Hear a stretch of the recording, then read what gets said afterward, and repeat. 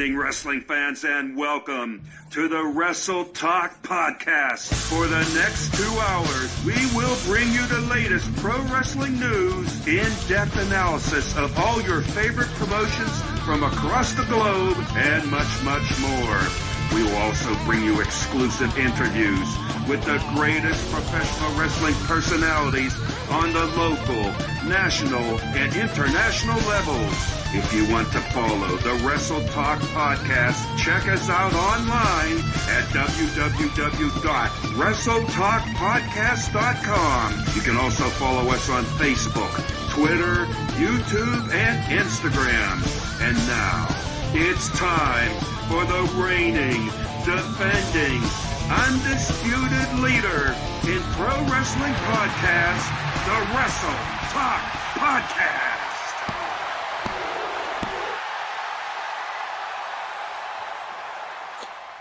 Good evening, wrestling fans, and welcome to another great edition of the Wrestle Talk Podcast. That's right, ladies and gentlemen. We are at episode number 493. Well on our way to that episode 500. We got big things coming for that and cannot wait. But you know, along the way to get there, you're not only going to see my handsome face, you're going to see some other handsome faces as well. So let's get one of them in here right now, my co-host for this evening.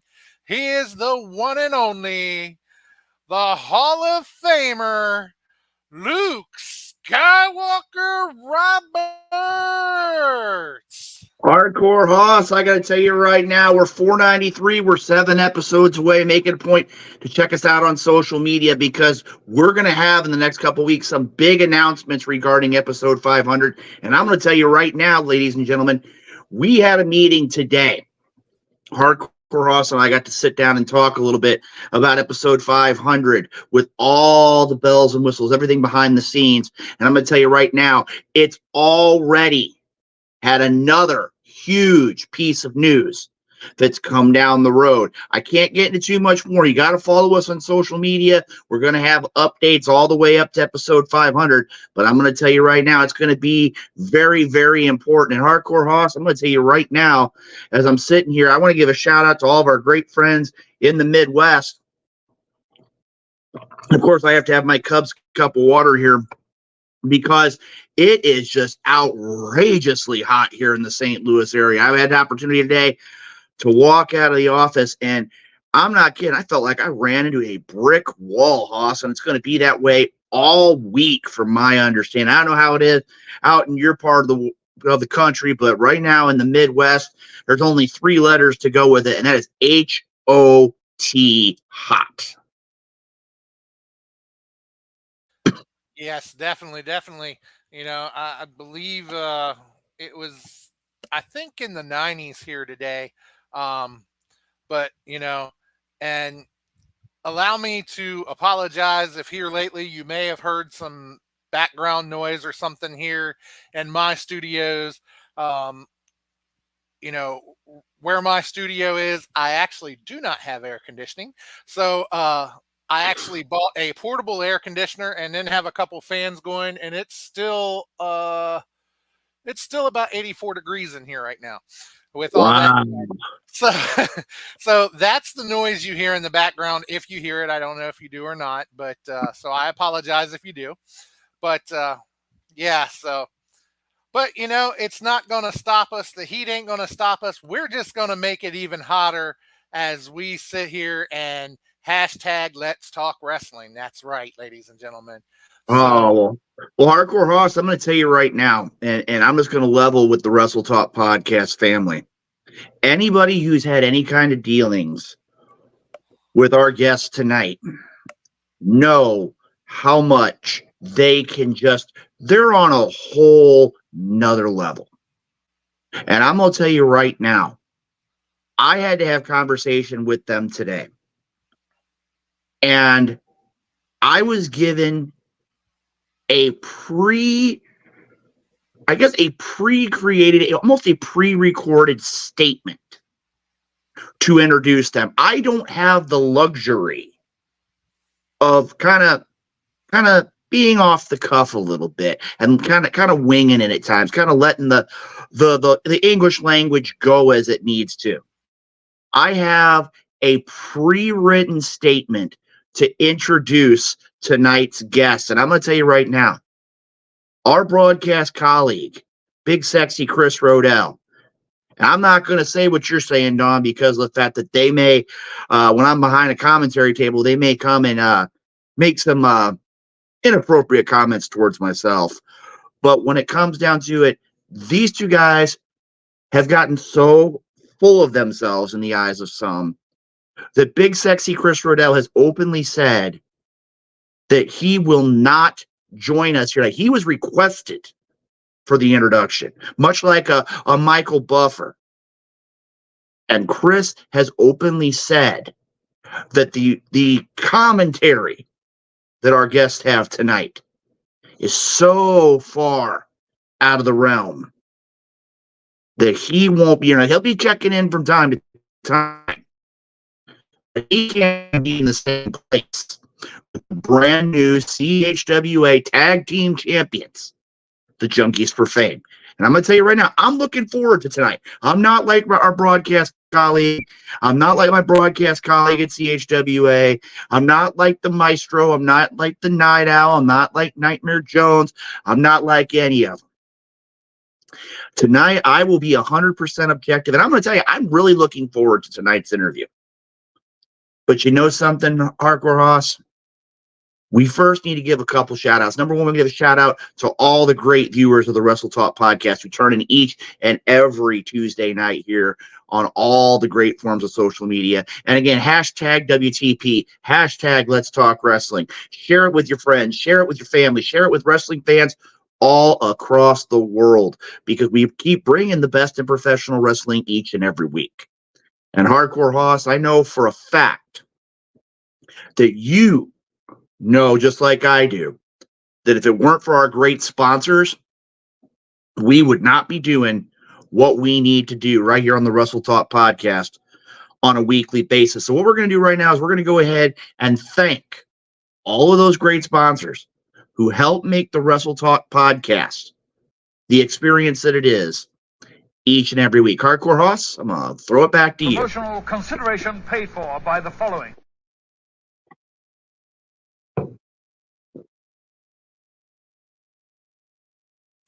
Sorry about that. That's right. Our great sponsors. We have to thank every one of them. Nobleman's Barber Lounge, KCMO, Kincaid Arcade at the Oak Park Mall, Interstate 70 Sports Media. That's Jeremy Karp and the guys over there doing an awesome job, absolutely killing it. You got Little Papa's Designs, Royal Mills Transportation, the one and only Dewan Mills, and the FWWC, the world's premier fantasy wrestling group. That's right, ladies and gentlemen. So, and you know something, Hardcore Hoss? You know something, when you look at, there's a lot of great things going on. I mean, we're close to episode 500. I know for a fact that Roundabout Sports, at literally about the same time, is going to be having the opportunity to broadcast their 100th episode. I mean, again, a lot of great things are happening here in the world of the Wrestle Talk podcast. And again, without our family, without the sponsors, this would not be the show that it is today. And I'm going to tell you right now, Hoss, as I'm sitting here right now making sure I got everything taken care of for tonight, this is going to be a great show, and it's going to be a great week, because a lot of people, with all the things going on, forget it's SummerSlam week. This Saturday night, SummerSlam live on the WWE Network on Peacock. For those of you that have your subscription, you still have time to get it, by the way, if you haven't already gotten one. But like I said, it's going to be a pretty stacked card, and from top to bottom, I mean, again, we're going to talk all things pro wrestling night. We got AEW, we got ROH, we got WWE, we've got music, we've got guests, you name it, from top to bottom. A great show, but Hardcore Hoss, we need to make it a point to do something that we do each and every week. And I know you got things ready and you got it in your heart to give a proper introduction, a proper start, if you will, to this week's episode. So I'm going to throw it to you real quick. Before we go to high spots, I want to make sure that all the viewers of the Wrestle Talk podcast know that we need to take care of a little bit of business. Hardcore Hoss, take it away. That's right, ladies and gentlemen, because we love doing this each and every week for you guys, but we could not be here doing this if it wasn't for the freedoms that we have in this country, the United States of America. And therefore, we love to take an opportunity to honor our country with the playing of our national anthem. So if you would please remove your caps, place your hands over your hearts for the singing of the national anthem.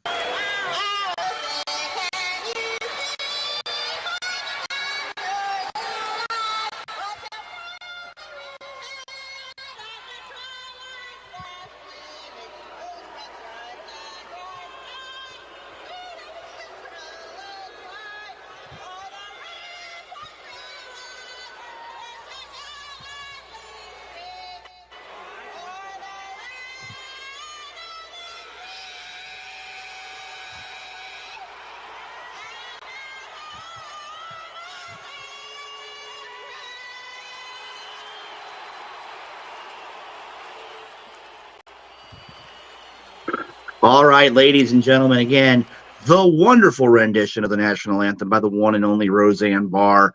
And again, we've heard kind of the commentary here from some of the loyal members of the Wrestle Talk podcast family. Hoss, I got to tell you right now, man, each and every week we get, and again, thank you, AJ, for that. Each and every week we're getting closer. And I mean, again, the goosebumps are starting to form. The hair is starting to stand up on my arms. We're getting so close to episode 500. And, we talked about a lot of things episode 500 related, but I made a promise to a member of the Wrestle Talk podcast family. And I'm going to go ahead here in just a minute. We're going to move on to high spots. We had a lot of great things to talk about in the world of pro wrestling this week. But I want to make sure as we're going into high spots, we want to give a shout out to our good friend DJ Money, the man who helped us put together that theme that you hear each and every week prior to the high spot segment. And he's another reason why the Wrestle Talk podcast has gone so many episodes. And thank you, Big Jim Harris, member of the Independent St. Louis Professional Wrestling Hall of Fame. Make it a point in June, I believe it is the 20th. I guess it's bad. I'm remembering. It's going to be available, and I'm going to put up a graphic here in just a minute as well, making sure that you have all the information as relates to the induction of the Professional Wrestling Hall of Fame in St. Louis. And again, I know for a fact as I'm looking date up here as we go, and again, it's bad that I've had a crazy day. It's Sunday, June 22nd, 1 to 5 at Andre's Banquet Hall on Telegraph Road in St. Louis. Tickets will be available soon, $30 in advance, $35 day of the event. Man, I can't believe it's that heat, man. It's been sapping the energy out of everybody. But something, as we go with things here, we got a lot of great stuff to talk about.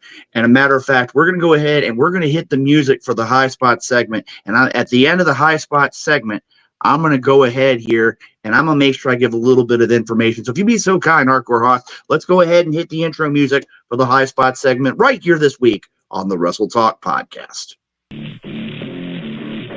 Mic check. Yeah.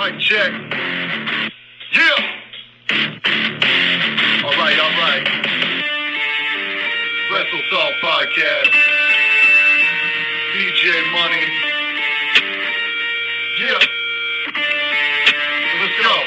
Welcome to High Spots, where we pop news like lamb chops. We talk shop, coming through the screens of a laptop and non-stop like a runner speeches of blacktop. We hit hard like chair shots and backdrops, like a spark flash, look like a belly flop. Now that's hard. We up to speed while they stay slow.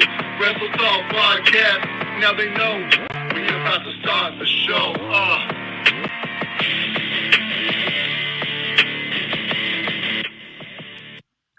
All right, ladies and gentlemen. No. You were A-okay on that. I want to go ahead, as we talked about before, we talked about our good friend DJ Money and how he's just a man of so many talents. I'm going to tell you right now, for any of our viewers that are in the greater Georgia area, or if you're in the Virginia area, West Virginia, the Carolinas, Florida, you need to make it a point to check out Bryant Hill. And I want to go ahead and give a shout out there for that address. It's 455 Bellwood Road, Suite 28 in Calhoun, Georgia. If you want a lot of of great things there. They've got a lot of great smells. There's a lot of organic cosmetics, I believe, beauty care, personal care.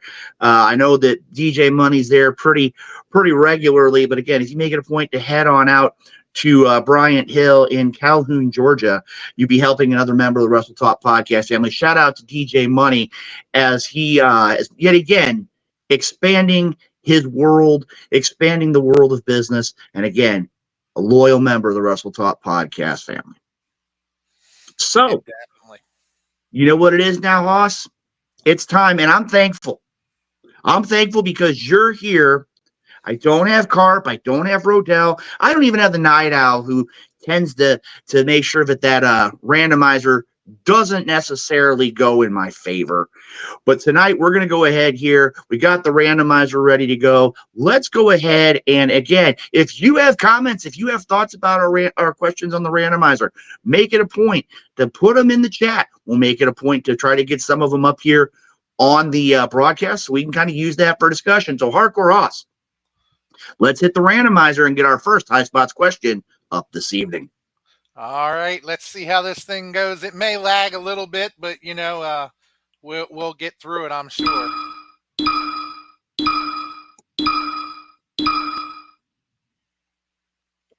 All right, let's see what question number one's going to be tonight. I got a feeling there's going to be some good ones. Let's bring one up. Okay, we got Rey Mysterio and a lot of people. I've been hearing this on several sources, which really surprises me. But we're going to go ahead and bring up the question here momentarily.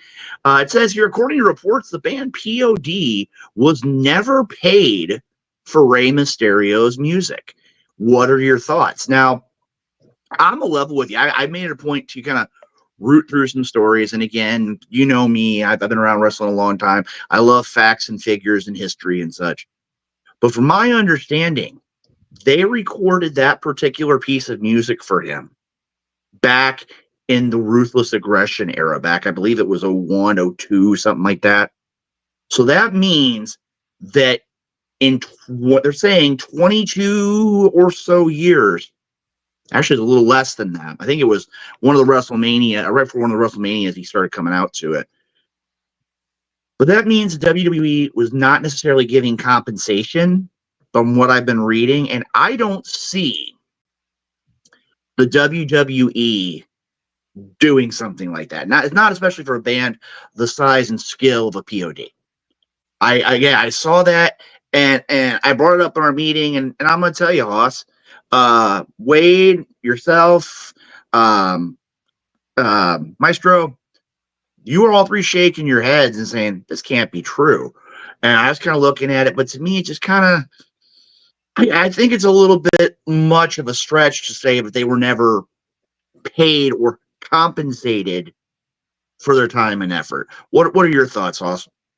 I did some research myself on this, and I came across a quote from the lead singer of POD. And, don't get me wrong, I believe that everybody should be paid for what they do,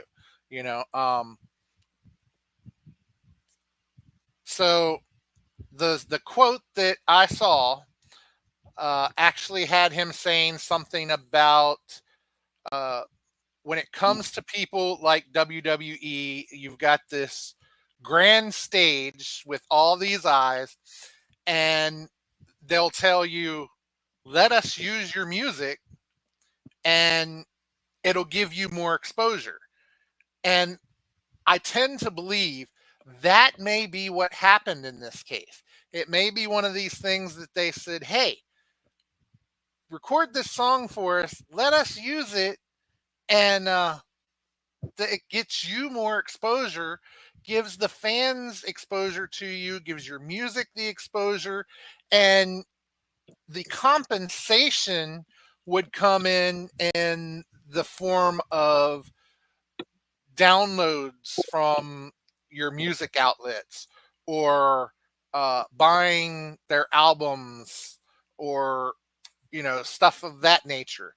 That's where the compensation comes in, and I could see that happening. I very well could, and I believe that is what tended to happen here. And I just think that they're looking at it going, well, wait a minute, it's 20 years later and people aren't flocking to buy my album anymore. People aren't talking POD because of this anymore. Where are we still getting the benefits 20 years later? And I think that's why it's become an issue now. And I I think that was the agreement. I really do. And I I tend to think that yes, they got the exposure that they wanted. Now, did they get the sales they wanted out of it? That I don't know.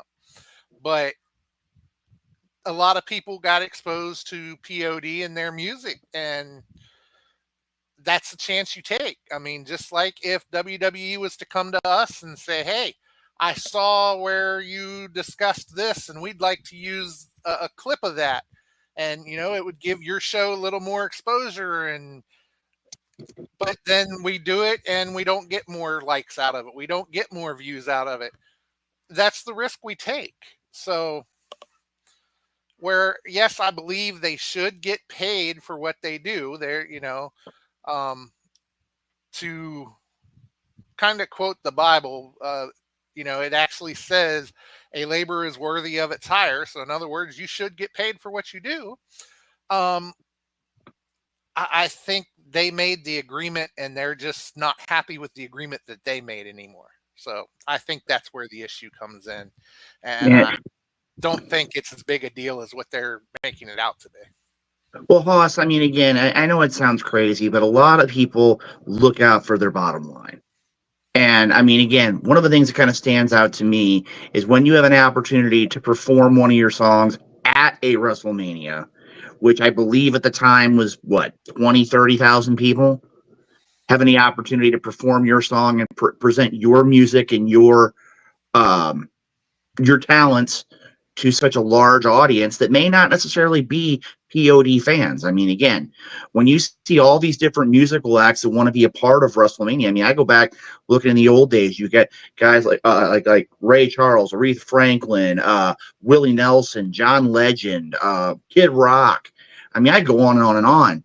They try to cover so many different. Reba McEntire's another one that pops into my head. There's so many different avenues that they cover, and such a big perspective, a big audience from the WWE. And I mean, again, it's one of those where I saw that and it kind of popped into my head. But I think right now, I think we're both in agreement is that it's kind of creative wording, I guess would be the best way with that story. But then again, that's one of the big things that was popping up here in the world of pro wrestling this week. And again, we always talk about the big issues right here on the Wrestle Talk podcast. Moving right along here, let's go ahead and hit that randomizer again for another High Spots question. I want to see what it is, Hoss. Let's get it up here. Let's see what it is. Oh, Hardcore Hoss. I am so happy this is one that got brought up in the randomizer tonight. This has just been on my mind since watching Raw a little over 24 hours ago. Are you looking forward to the in-ring debut of the Wyatt Six on next week's Raw? Hardcore Hoss, I am just so full of energy on this question, but I'm going to tell you right now, I'm going to throw this to you because the energy I've got, I'm going to keep bottled up for a little bit longer. What are your thoughts about this? I tend to look forward to seeing them actually get in the ring and get into action. I mean, they had all the vignettes all the way up, the little codes that you could scan. And, then they brought them out and, you got to see things that they had done, like when they knocked everybody out. I mean, you didn't actually see them do that, but I mean, you saw the aftermath and you've seen them messing with Chad Gable. You finally got to see them get into the ring and physically lay hands on Chad Gable, both last week and last night. And so I am looking forwards to them finally getting their first match and the fans finally getting the full payoff on this whole thing. It's been a building story. It's been interesting, and it is about time that we get the full payoff from it. You know what? I'm ready. I'm so ready. Here's what it is. To me, I'm just going to put it right out there. Am I excited for it? Yes, because of the fact that it's finally going to give an opportunity to see if the WWE, I didn't say the other one, the WWE can deliver on what the people want. And I'm going to tell you right now, this is going to be one of those that's going to get a lot of the Wrestle Talk podcast family talking. To me, if they don't deliver Monday night, the entire buildup will be nothing more than history if they can't deliver something big Monday night. Because to me, I think it's one of those where when I was sitting there last night and I was watching the vignette, and I'm going to tell you for the record, Sam Shaw or Dexter Loomis or whatever, he looks a little bit out there. I mean, it was one of those, I sat there and I looked at it and I'm like, I mean, I get, like I said, I saw the why Bo Dallas is Uncle Howdy. I could see the whole Eric Rowan staying within the Wyatt family, so to speak. I can even see the Nikki Cross. But Dexter Loomis, my chin hit the floor and it's still there. I mean, we had not seen him for a while, and I mean, again, the face. I mean, with a lot of the same mannerisms of Kevin Sullivan, and again, from what I've heard as of late, I want to send a shout out to Kevin Sullivan. I know he's been having some health issues as of late. Making a point to give a shout out to Kevin. He's been on the program here in the past as well. Want to go right now, and Barbie, thank you very much for the comment. I thought Rob Zombie went from Halloween to WWE. I'm going to say this. If you were to give me just Eric Rowan and Dexter Loomis Monday night, I would already be on pins and needles. But you're also giving us Joe Gacy. Those three have the potential, not just from their presentation, but just from what we've grown to know of them, to just be basically a walking horror movie. And again, I think it's one of those where if they don't deliver Monday night, they're going to be looked at comedy in a sick, morbid way. They're going to be looked at as comedy. And I'm sorry to tell you, that is not what they need with this. They have to deliver Monday night, in my opinion, or just as quick as the Wyatt Six has been on a meteoric rise, they fall. I have to totally agree, and I look for this to be a big thing. So hopefully they don't let us down. I mean, I know in the past they've had these big build-ups, and then the balloon just pops and you don't get the payoff. But I really think that with the Levesque era, it's you've seen a change, and I think with this new era, I think they can make the payoff that they're trying to do, and I really look forward to seeing how they're going to do it.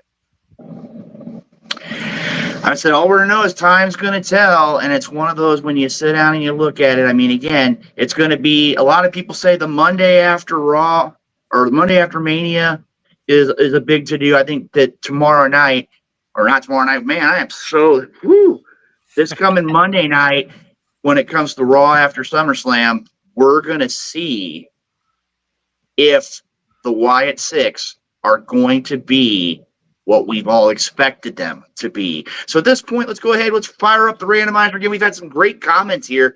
And actually, I'm kind of rolling through here, kind of looking at some things here. Got another one here I want to throw up here. The building of the story of the Wyatt Six is great. Can't wait to get to their in-ring debut. Thank you, Josh, for sharing that with us. I think that was a good thing here. Want to bring one more up here from our previous comment. And Big Jim, again, delivering here. By keeping his theme music, the fans keep in mind to look at his songs and albums and a chance to buy it. I mean, it's a constant reminder. This is who did this all these years ago. They're still connected in a business sense to Rey Mysterio and the WWE. So again, great commentary. And again, if you have any comments on any of these topics, make it a point, share them in the chat. Get a hold of your friends and family. Junkies for Fame are going to be joining us here in about a half hour. Let's go ahead, Ross. Let's go ahead and fire another one up. I think I'm in a great mood tonight. Let's get that randomizer rolling. And the sad thing for me about the Wyatt 6 match is it's taking place about an hour and a half from me, but I'm not going to be able to be there. Well, like I said, everybody's still going to have a chance to watch it. Millions watching on the wonderful world of television. The USA Network and all of your great streaming services have availability for Monday Night Raw, Friday Night SmackDown, AEW, you name it. Everywhere you can catch the WWE. It's time. Let's fire up the randomizer. I am on a roll tonight. Let's see what the next question's going to be, Hardcore Hoss. Well, and actually, remember, Monday night will not be USA. It will be on Sci-Fi again.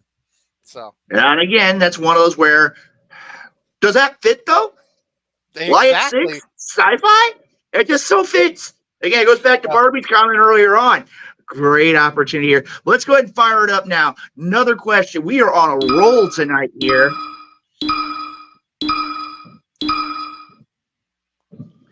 All right. I am on a roll. I don't remember this one in our meeting, Hardcore Hoss. I mean, I watch a lot of wrestling, but I'm going to give this one to you. Sammy Guevara made a surprise return at an ROH taping held in Houston, Texas. With his charisma and athleticism, will his presence help boost attendance and draw in more fans for Ring of Honor? Ooh, Hoss, I'm gonna level with you here. I need a minute to kind of compose my thoughts because Sammy Guevara kind of tell you what, I'm gonna throw this to you first because I need a minute to compose myself. I don't want to. I'll be honest. I kind of look at it this way. I'll throw it this way. On one hand, I'm kind of reserved like I normally am, and maybe like a Maestro Jeremy Carp. But on the other hand, I'm kind of got that kind of go from the hip feeling of the night owl, and I want to make sure that I give this the proper statement. So I'm going to go ahead and throw this to you first so I can kind of organize my thoughts. Well, you know, I've seen several things that say he has been demoted to ROH because of Mercedes Moné, that there's something going on there, and she said she didn't want to work with him or something, so they put him down there. No, that is not true. He is not there because of Mercedes. I think he is there just trying to boost ROH. Now, will it work? I think you might get a few more viewers out of it. But honestly, and this kind of almost leads into a second question, but honestly, I think that when it comes to ROH, AEW just ruined it. They took it, and instead of having a total different thing, they combined ROH and AEW into one thing. And they kind of ruined it when they did. And I don't know what the answer is to fix it for them, other than they've got to get them separate again, and they got to get talent over there that people want to watch, such as Sammy Guevara. But I don't know that Sammy's going to be able to do it by himself. So, well, you know, Ross, I want to look at it this way, and this is going to sound strange, okay? I think, and Barbie, I kind of agree with where you're at, but to me, I don't know. It just, Sammy Guevara is a first-class athlete. He's a worldwide talent. He has all of the ability in the world. But it seems like when you give Sammy Guevara nobody to lean on, he kind of fizzles. And I've heard, again, kind of spearing off to another question that I don't know if the randomizer is going to pull up tonight or not. But another name that I kind of liken it to is Daniel Garcia. A man that's infinite in talent, has just a natural knack for professional wrestling. And he's going to get lost in the shuffle because he really doesn't have anybody to latch onto. Now, I'm a level with you. I hadn't heard the Mercedes Moné thing, but I mean, again, that's another thing that you look at with Sammy Guevara. It's just, I don't know. I mean, could it be something that's going to give ROH a potential boost? I think so, just because of his ability.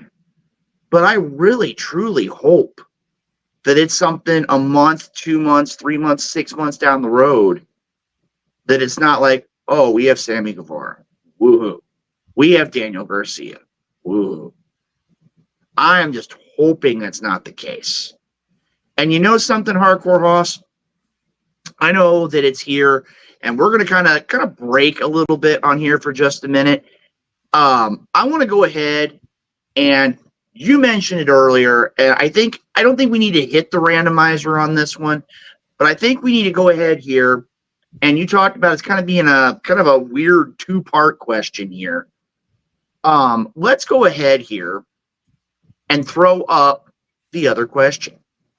Is ROH being given a fair chance since Tony Khan purchased the company? And this one, I think I can be a little more straightforward. To me, while we've had several, like Barbie, who said, oh, well, ROH is only for the AEW crowd.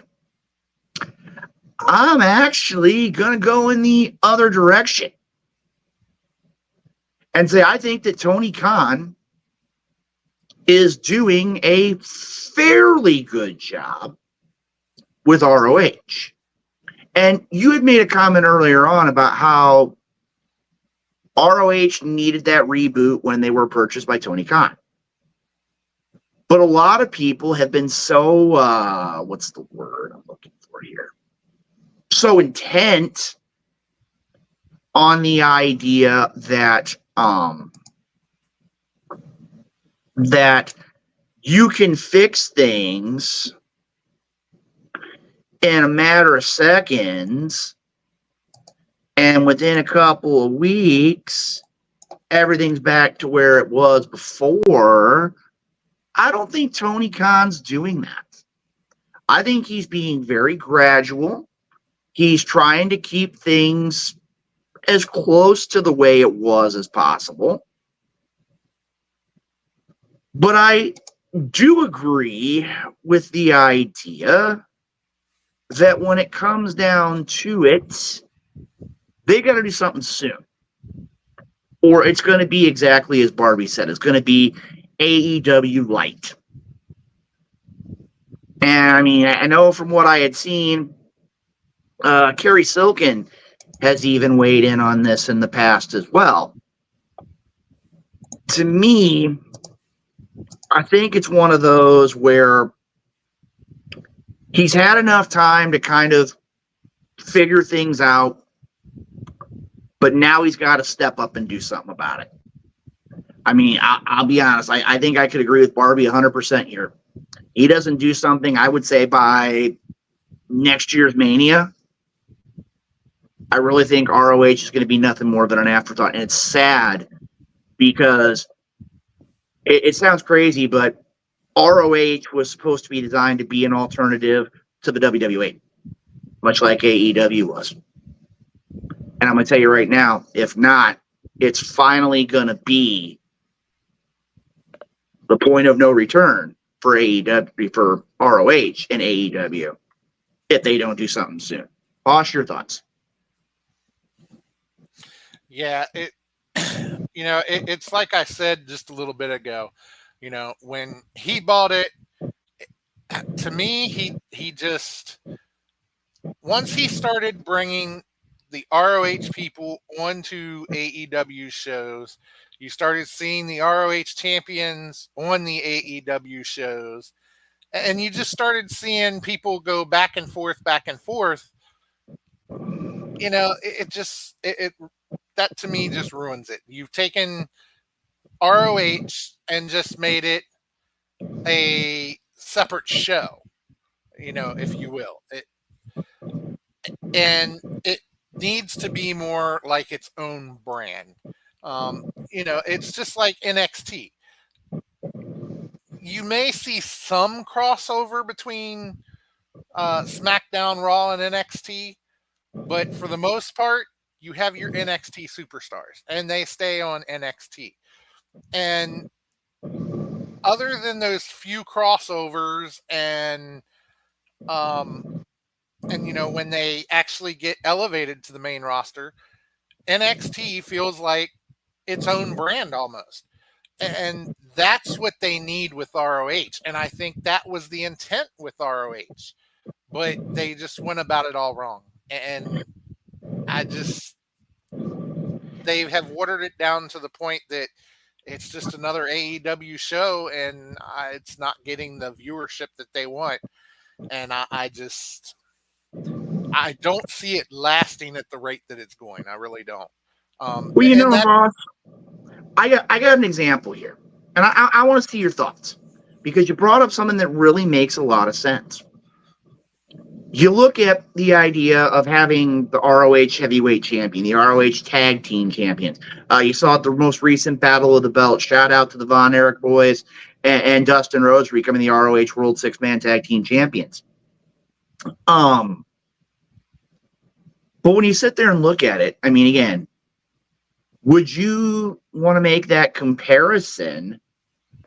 Is the idea of, would you say that what Tony Khan is trying to do now with, and I'll be upfront, with not just ROH, but ROH, CMLL, New Japan, so on and so forth, would you say that Tony Khan is trying to present his company, his stake in professional wrestling, much like the WWE, NXT, and Impact?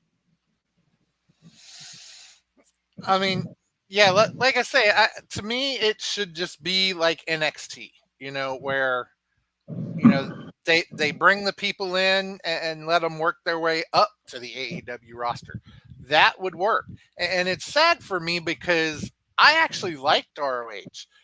I actually attended a pay-per-view for ROH in Baltimore. So, it's not one of those things that, well, until this whole thing came up, I didn't know what ROH was. I actually did know what ROH was, and I was interested in it. Since Tony Khan bought it, I haven't watched any of ROH really, because you can keep up with ROH just by watching the weekly shows for AEW, because they've just watered it down that much and intermixed them. And I have to agree with Barbie here. If they use the superstars from one on the other, it should be for one of those, oh my God moments, not all the time. I mean, it's like every week you can see the ROH champions on at least one of the shows. And that's not, it's not, to me, it's just not working. And you know what, something, Haas, as we're looking right here, and Barbie talking about Joe Hendry, that's a whole nother discussion. But you know something? I gotta give one little thing here when it comes down to it. And that wasn't what I was looking at. But you know what? Seriously, as Corey Graves would say. Very impressive. Very impressive. This is again, there are so many avenues this discussion can take. There really are. And again, you look at so many different ways. You look at the OMG moments. And again, WWE, AEW, They have their own other companies that they interact with. And well, you know, and again, I'm gonna jump here a little bit, and I don't know if I can. It's gonna sound weird to say this, but I don't know if I can agree with AJ on this one. And the reason why is because we don't know how much say Kenny Omega's had since he's been on the injured list. I mean, again, the issue that he had, if I'm not mistaken, was the identical same thing that Brock Lesnar had, and pretty much, for the most part, took him out of MMA. I mean, we don't know. I mean, again, he's a great in-ring competitor. He's had a lot of things to throw out there. But when it comes down to it, I don't know on that one, Hoss. I really don't. But you know something I do know about? Let's go ahead and throw up one more randomizer question. Because I'm going to tell you right now, I got a guest who's going to be coming on with us in just a moment. And no, it's not the Junkies for Fame. I've already gotten the text from them, making sure that I have their statement ready to go. So, again, that's not them. It's somebody that you all will want to see.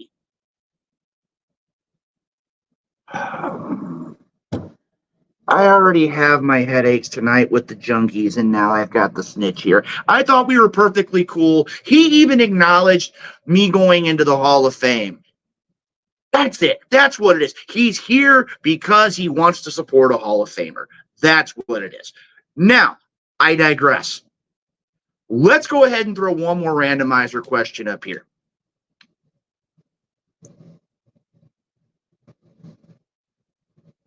Oh, come on, Hoss.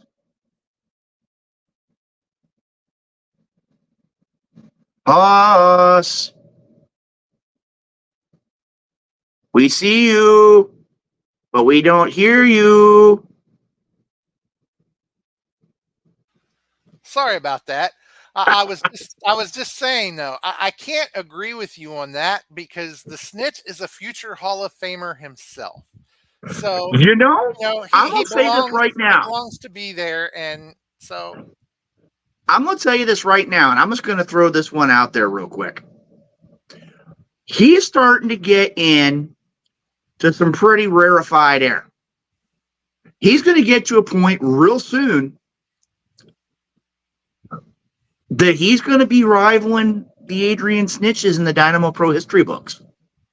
And I think right now, given the momentum he has in Dynamo Pro, he could be the longest reigning Dynamo Pro heavyweight champion or the longest reigning champion ever in Dynamo Pro. And I think that's, again, a credit to him. Some people may not like him, but you got to admit, he's been on an opinionated winning streak, the likes of which I haven't seen too many other people go on. Let's go ahead. Let's hit the randomizer. Let's get one more here because I know our guest is chomping at the bit. He wants to be involved in this next question, and I hope it's the one that I suggested. I hope it's the one I suggested. Please tell me it's the one I suggested. I'm hoping. Please tell me which one it is. Please be the one that I asked for. Oh, no, don't tell me the randomizer's broken now. We actually got the little noise thing to work, and we've had good questions tonight. Please tell me that it's going to be my question. Please. Yes! Luke Roberts is on a roll tonight. Ladies and gentlemen, the final High Spots question of the night. Okay, we got to throw it up here because this is something that has been on my mind for weeks now. And of course, now we can't find the question to go along with it. I'm just at a point right now. I'm just going to say it, and we can bring up the question in a minute. Is Joe Henry the biggest wrestling personality today? And I'm going to tell you right now, all the facts and figures. Put him back up there, Hoss. Put him up there. Put him on a screen. Put him back on the screen because there are people around the world who are saying, I believe in Joe Hendry. And I'm going to tell you right now, Joe Hendry is lighting not only the wrestling scene on fire, but he's lighting the music scene on fire. It's just an infectious personality.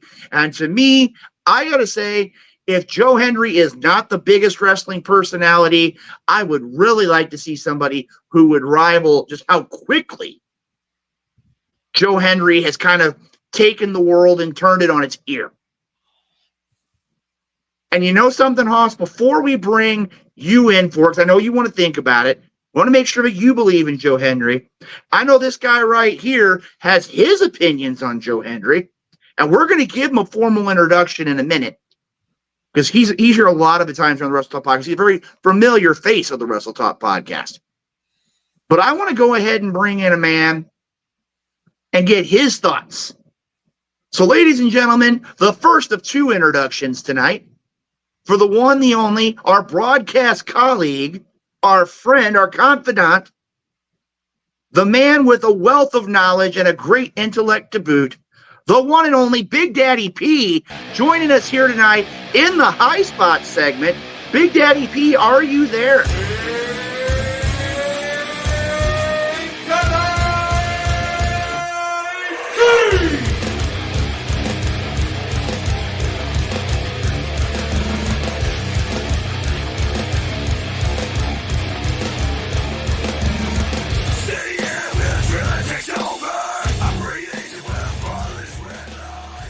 All right, Big Daddy P, I'm a level with you right here, and you heard my view. Do you believe that Joe Hendry is the biggest wrestling personality presently going today? No. Guy's never been to WrestleMania. He's never been to SummerSlam. No. He's good. I can see the interest, but no, not at all. Not at all. There's a lot more personality. CM Punk's twice the personality than he has. Whoa. I'm pulling a night owl here. I'm going to stop this for just a second here. How many people can say that they can be on TNA on a regular basis, NXT on a regular basis, just that and you mean the company that's had 4 different names in the last 3 years? Come on. That's horseshit. Well, and the other thing you got to look at too, Big Daddy P, and I believe I'm not mistaken, when's the last time a wrestling theme has gone to the top 5 in the music charts? How about Edges? Okay. So let's see here. That was in my eyes. What do you see? Well, here's my question. If you go to Edge or CM Punk's, well, it's still catchy and it's noticeable, and Living Color, a great band. Right now, this is the here and the now. And I think right now, Joe Hendry, even if you say he's not the most popular, you got to say he's getting up there very, very quickly. Oh, there's no doubt he's got a lot of potential. He's not doing nearly the merchandise Punk is doing by far. I could name 6 or 7 wrestlers. I think Chelsea Green does more merchandise than him. Ooh. Now I'm going to have to do the research, Big Daddy P. I'm going to have to look at the facts and figures. We're going to have to see how that one works out. But you didn't say merch. You said wrestling personality. Now, I just saw him for the first time like 3 weeks ago, 4 weeks ago, because I don't watch TNA, not because I don't want to, but I'm just busy. So I'm not able to watch anything outside of WWE. I try and catch AEW. I can DVR AEW and get through a 2-hour in 15 minutes. So, but I'm really not that familiar with him. I know everybody's getting excited about him. I think Kamala Harris might have a bigger personality than him, but I could be wrong. I mean, I've been wrong about a lot of things in my life. So you just asked my opinion. Opinions are like buttholes. Everyone has them and they smell. On that note, Hardcore Hoss, we're going to throw this to you because I want to see your thoughts here. We know where Big Daddy P stands. We know where Luke Roberts stands. What are your thoughts on Joe Hendry? He is a very fast rising star, and there are a lot of people jumping on the Joe Hendry train. But one thing that I do not like, and I don't care what branch it is, AEW, WWE, NXT, ROH, Impact, TNA, no matter which one. I absolutely hate it when they bring in these names from another branch that have yet to prove themselves in the branch they're in and hang the title on them immediately. I can't stand it when they do that. And, that's one of the first things they did is hang the title on him because he made his name elsewhere and came in. Prove yourself in the group you're in before you get the title. Ooh. That's Hardcore Hawks coming in a little bit. I say coming in a little bit hot here. I said I can see where we're coming from here. And again, it seems like this is one of those the chats have been kind of starting to fire up here a little bit. I think he's only been going for 2 years.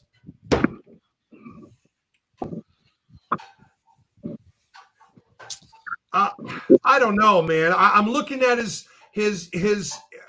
Okay, now he has won some medals in freestyle wrestling, so I will give him his college cred. Again, I'm just looking him up now.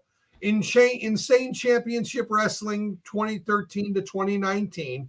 So it looks like he's been around since 2013. So 10 years.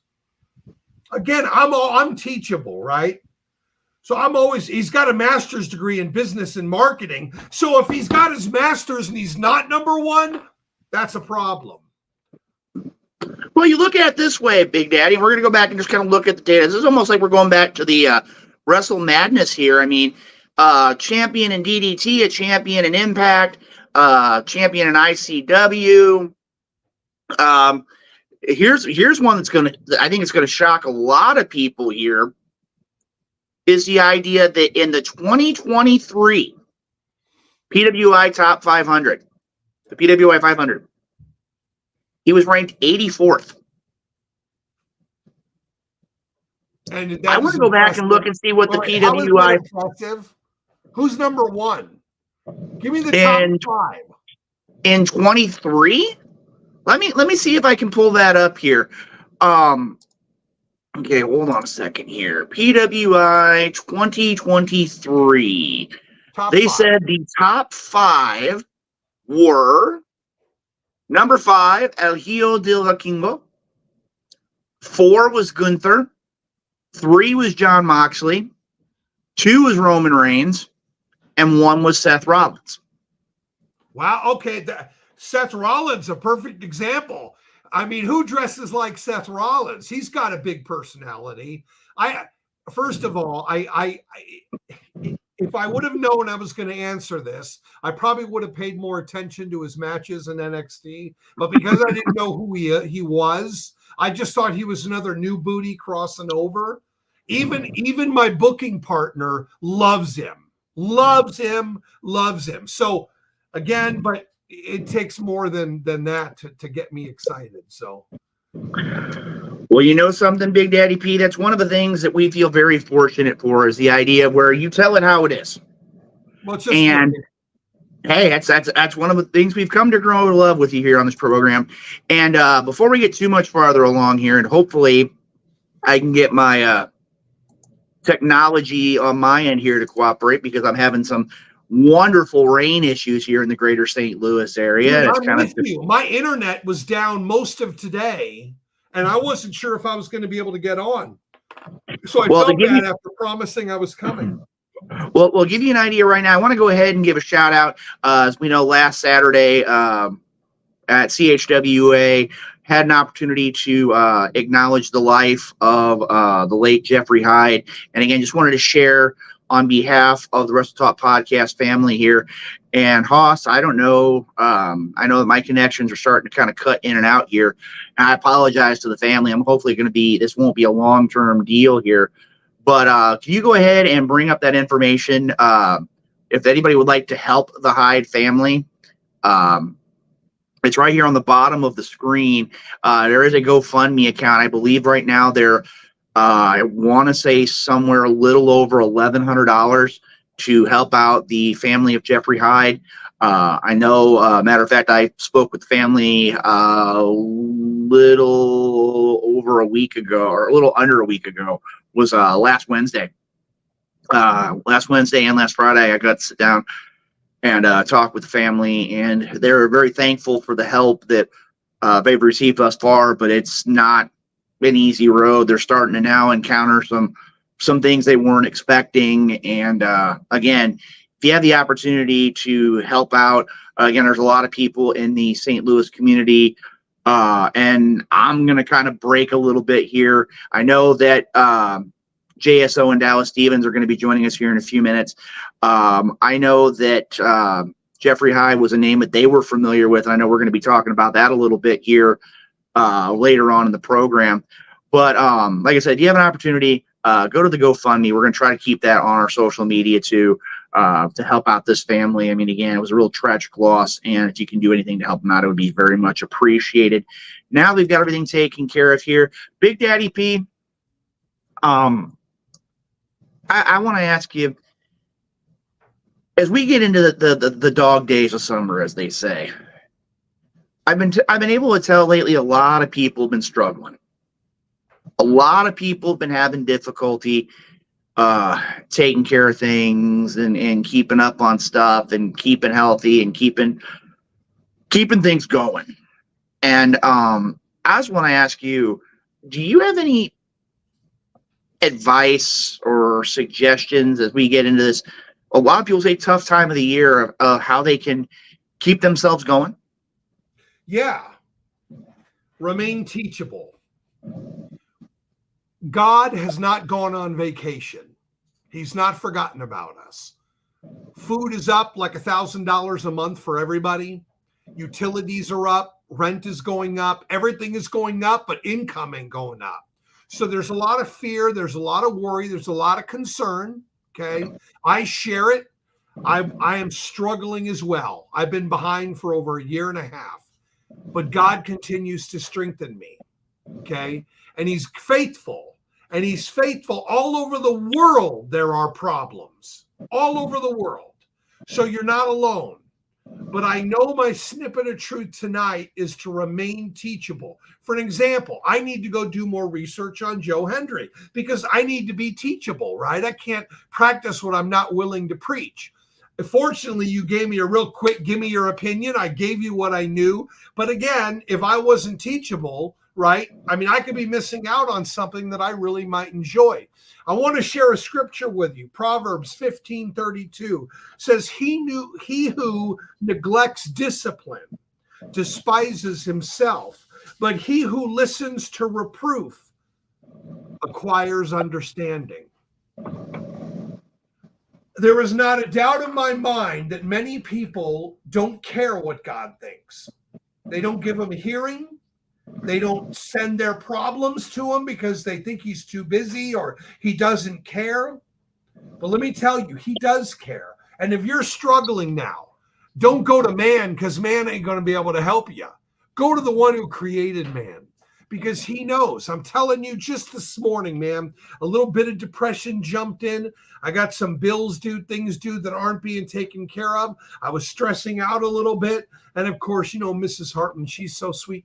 It'll be okay, honey, right? She's just, you know, that's the way she is. And I'm thankful. It certainly beats the other one of, we need more money. What are we going to do about this? What are we going to do about that? So I just want to encourage you to remain teachable, relax. Everything is going to be okay because one of two things are going to happen. It's all going to go to shit or he's going to come back. Either way, we win. So we need to chill out. We need to trust him in times such as these. It's a test. It truly is. And the test first comes to those who believe, because those who don't have been judged already. It's us, the light of the world, who's supposed to be light. Can either one of you tell me what the two main purposes of salt is? I'm going to go with to season and to, it's going to sound weird, but to cure, to very good, extend, to preserve, and to flavor, right? Well, we're supposed to be like salt. We're supposed to provide flavor to this world.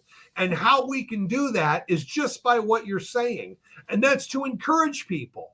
I'm telling you, there are people dying left and right. There are cars breaking. I get literally 10 prayer requests a day minimum. If you look at my profile on Facebook, attention prayer wars, attention prayer wars, attention prayer wars, my own children, my daughter who just is in college had her first post-mortem cleaning. Now I want you to think about that for a moment. She had to clean a dead body. Okay. Wow. That's pretty deep for a 22-year-old in nursing school. She's going to be an LPN. For her to go through that, it's pretty devastating. So we have to also remember that everybody's problems are different. One might say, well, I'm going through this, so, mine's worse than yours. We don't know where everybody's at, and a lot of us don't share. I am guilty of not sharing when things are going really bad. You won't know about it because I don't want people to lose hope. Because they're looking at me wondering, well, what's Big Daddy P doing? Is he freaking out? Is he panicking?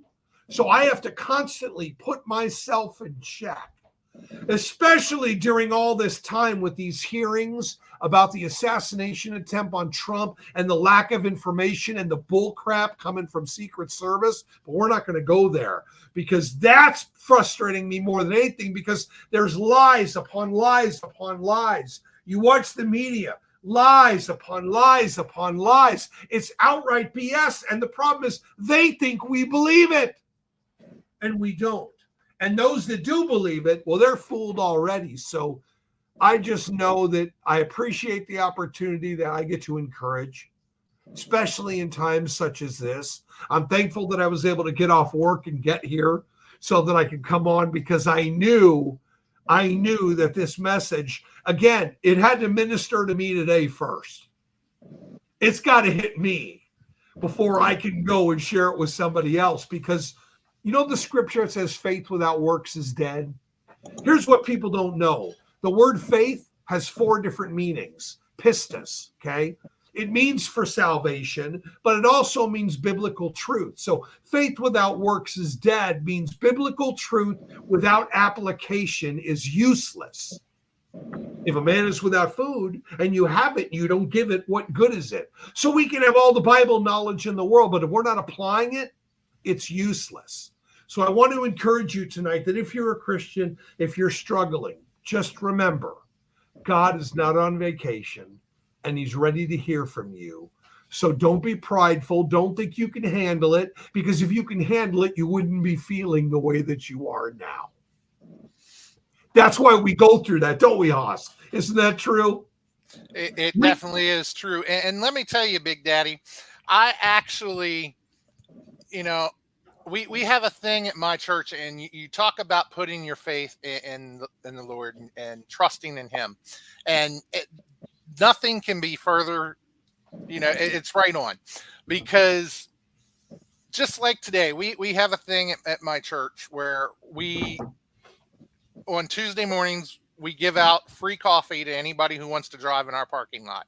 You don't have to give money. You don't have to do anything. Just pull in and we'll give you free coffee and a smile. But we've been having some issues. We had some fire alarm issues at our church. We had to put in a whole brand new fire alarm. We had one person tell us $10,000. We had someone else come in and do some stuff and charged us outrageous prices. And we started thinking, now we're looking at almost $20,000. By the time it's said and done, we've gotten our fire alarm fixed for about $5,000. That was favor from God. We had another issue that we have to take care of that is going to cost a large amount of money. And today, we honestly only had 3 people come in for coffee, and we could look at it and say, well, 3 people came in, that's it, and get discouraged over that. But one of those 3 people came in and gave us half the money we needed to take care of the large problem. That made sitting out there to give coffee to those 3 people worth it the whole time. That is God's favor. That wasn't something that we planned. That wasn't something that we expected. That was God's favor saying, you're trying to do my work, So let me reward you. And we put our faith in him that these problems would be taken care of because we didn't have the money to take care of them. But now all of a sudden things are happening and we're taking care of them. And it's all on him. We forget that he said, I will build my church, singular. We just have a lot of locations, but there's only one church. He knows our address. Sometimes I wonder, is the GPS off a little bit? But it's not. It's hindsight is 2020. So in times like these, we have to continue to trust him. Period. Now we're coming up to show 500, right? We're not far. How many? What's We're today's? not far away at all. Today is 493. 7 episodes to go. Man, you know every person I've reached out to has blown me off. And you know as much as that, like I have you ever heard this statement before? I don't do podcasts. Of course you have. Recently, a well-known worker. Dude, if there's 2 people listening and they buy merch, you're going to provide for your family. So again, pride. It breaks my heart. One of them who I know can't make it is because they're really pushing him hard. So I don't have any issue with that whatsoever. But again, we're not there yet. We have 7 shows to go. So I'm going to believe in faith that someone's going to step forward and say, you know, I want to do that Wrestle Talk podcast. I'm hoping. Yeah, and there's one gentleman I talked to that you know that gave me that exact statement that I don't do podcasts. But unfortunately, the reason he doesn't do them is because one of these other podcasters out here got him on their show and then took what he said, edited everything. Of course. And totally twisted it. And he said after that, he won't do it again. Understood. And again, do you blame him? No, I don't. And that's the unfortunate things for the legitimate people, such as myself, the Night Owl, Luke Roberts. We're legitimate in this. But because of the people who give podcasts the bad name. And let me just give you one more snippet of truth. When someone shows you who they are, believe them. You ready to pray? You're right on point, Big Daddy P. I mean, again, they always say trust your gut, trust your first. You never get a second chance to make first impression. I could see exactly where you're coming from with that, Big Daddy P. So you know something, Big Daddy P? I know you've got a lot of things going on here. Again, I want to give a shout out to the Night Owl. I know he's taking care of some business outside of the Wrestle Talk podcast family. Again, I know that he's going to be kind of watching from afar for the next couple of weeks. I know he's talked with you about that. Let's go ahead here real quick. We really haven't had a lot of prayer requests this week, but let's go ahead and kind of take a moment here before we move on to our guests and have a moment. And Big Daddy P, I'm just going to hand things over to you as you always do so well. And just do me a favor. Oh, yeah, go ahead. Just do me a favor and keep Chris Dowdy in prayer. He's a friend of mine. He's a huge wrestling fan. And he had cancer several years back, and he beat it. And now the cancer has returned, and he has to go through a type of radiation that is very taxing on the body. I forget what they call it now. But he's newly married. He's actually lost his house. He's lost his car. He can't work. He's really in a bad way. They even have a GoFundMe page set up for him that I have shared on my personal page. If anybody would like to contribute. But definitely keep him in prayer. He's in a rough way right now, but he's staying very positive. And he's what was his name? What was his name again? Chris Dowdy.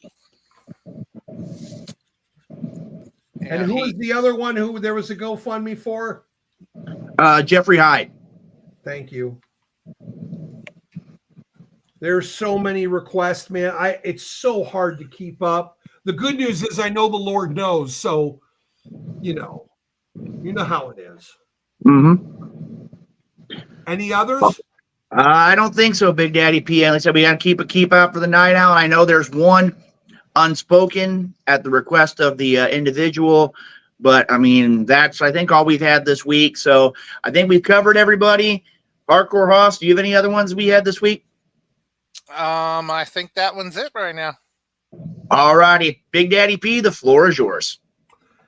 Our Heavenly Father, we can never thank you enough for the fact that when we call upon you, we don't get a busy signal, we don't get a voicemail. I bring to you these prayer requests in regards to the health and sicknesses for Chris and Jeff and all the other people, Father, who are not mentioned. We know that you've not gone on vacation. We know you've got a wonderful plan. But in times such as these, Father, there's so many people suffering financially, physically, spiritually. They're just broken. And you tell us, come to you, all who are weary, and you will give us rest, which always tells me that no matter what situation I'm in, one of two things are going to happen. I'm either going to get through it or you're going to take me home. I know either way I win, but I'm thankful that we can call upon you. I thank you during times as these where we know that we encourage one another, where we lift each other up. I pray for strength and wisdom for all the Wrestle Talk members, for those who are an encouragement to each other, for all the wrestlers right now, Father, around the world who are injured, who can't work, maybe not even getting paid. I pray that you strengthen them. I pray that your spirit would illuminate the truth to them, that they would turn to you, that they would relax, that they would know that you've got this, that no matter how crazy it might seem, you're in control. I thank you for the scripture that makes us to be teachable, knowing that even in these darkest times, there's a reason for it. We might not know what it is, but I know that you do. So I pray that you strengthen those that are listening right now. For anybody who's not trusted in you, Father, I pray that they would trust in you now, because you're the one that draws us. So I know there's someone listening who wants to try you out, who has lost all hope and they have nowhere to turn but to you. And I've been there more times than I care to admit. I send basketfuls of thanksgiving to you for the Wrestle Talk podcast, for all of our friends and family who we get to see day in and day out, and our children, that you continue to strengthen them, especially Mary, who's just starting high school. I know that this is a hard time for her, but I know that you'll strengthen her. I know that you're preparing her heart for those that she's going to encourage, because that's the way you made her from the very beginning. And I thank you that we can come before you with an attitude of gratitude for all the things that you've already done. And I thank you in advance for what you're going to do. I love you so much. And I ask these things in Christ's name. Amen. All right, ladies and gentlemen, Big Daddy P giving us a snippet of truth. And Big Daddy P, as we said, we're on the road to 500. There's a lot of things going on, I know. And I'm going to kind of give one little piece of info here. And as Big Daddy P's been talking about it too, we've had people from some pretty high places get in contact with us about episode 500. We've had people, big ones, and I'll tell you right now, we've already started getting responses from people who want to be involved, share their good wishes towards episode 500. And again, without people like Big Daddy P, without the CEO, without everybody here, the Wrestle Talk family, the sponsors, everybody, Wrestle Talk doesn't become what it is today. And Big Daddy P, again, thank you for coming on the program again this week. And I'm going to tell you right now, each week gets us a week closer to being at that landmark event. But when it comes down to it, each one is a landmark event for us. Absolutely. And think about it, man. He could stop this at any moment, right? He could have stopped this 250 shows ago, but he didn't. Why? Because he knew in eternity past that we would be here tonight, giving encouragement to people. There's never been a better time for encouragement than now. I mean, the world, there's so much uncertainty, but the one thing is certain is I know who holds the future. And because of that, I'm thankful. And thank you guys so much for allowing me to be here today. All right, ladies and gentlemen, the one, the only Big Daddy P joining us here as he does each and every week on the Wrestle Talk podcast. Big Daddy will be with us next week. And you know something, Hardcore Hoss, I'm going to move on here because I'm going to tell you right now, this team, these two individuals, without any hesitation. And this is strange to admit. I have known for the better part of 2 decades. And I'll tell you, in the last 2 to 3 years, when you look at the St. Louis professional wrestling scene, they have been lighting it on fire. And I'm a level with you. I was hoping that Chris Rodell, Big Sexy, would have joined us here tonight. But after getting this statement that I'm going to read here in a moment, Chris Rodell would not join us. But you know, when I look at this, and I think about my broadcast colleague over at CHWA, kind of all makes sense. Hardcore Hoss, I know you're going to be getting ready to bring these 2 gentlemen on to join the program. But let me go ahead here, and I'm going to give the prepared introduction. So if you would go ahead, because I want to make sure that our guests are properly introduced. Can you go ahead and put me full screen? Sure can. And did you get them those green M&Ms that they requested in the green room? No, actually, when I went and looked at their rider, they were specific that they only wanted red and blue M&Ms to match their wrestling outfits. As long as you got them the right ones, because they are champions and they deserve to be treated as such. Very true, very true. Let's go ahead here. I'm going to make sure you can get them ready to rock and roll. Let's go ahead and give them the appropriate introduction. Hold on one more second. I have to make sure I give a proper introduction. After nearly a half a year of biased referees, multi-team matches that they never lost, and total disrespect from the CHWA Nation, destiny was attained 3 days ago as new CHWA Tag Team Champions were crowned. It proves what the professional wrestling world has known for years, that they are the greatest tag team to grace the professional wrestling ring. Ladies and gentlemen, it is my honor and privilege to present to you the brand new CHWA Tag Team Champions. Ladies and gentlemen, the Avatar of Excellence, JSO, the Doctor of Decadence, Dallas Stevens. I present to you the Junkies for Fame.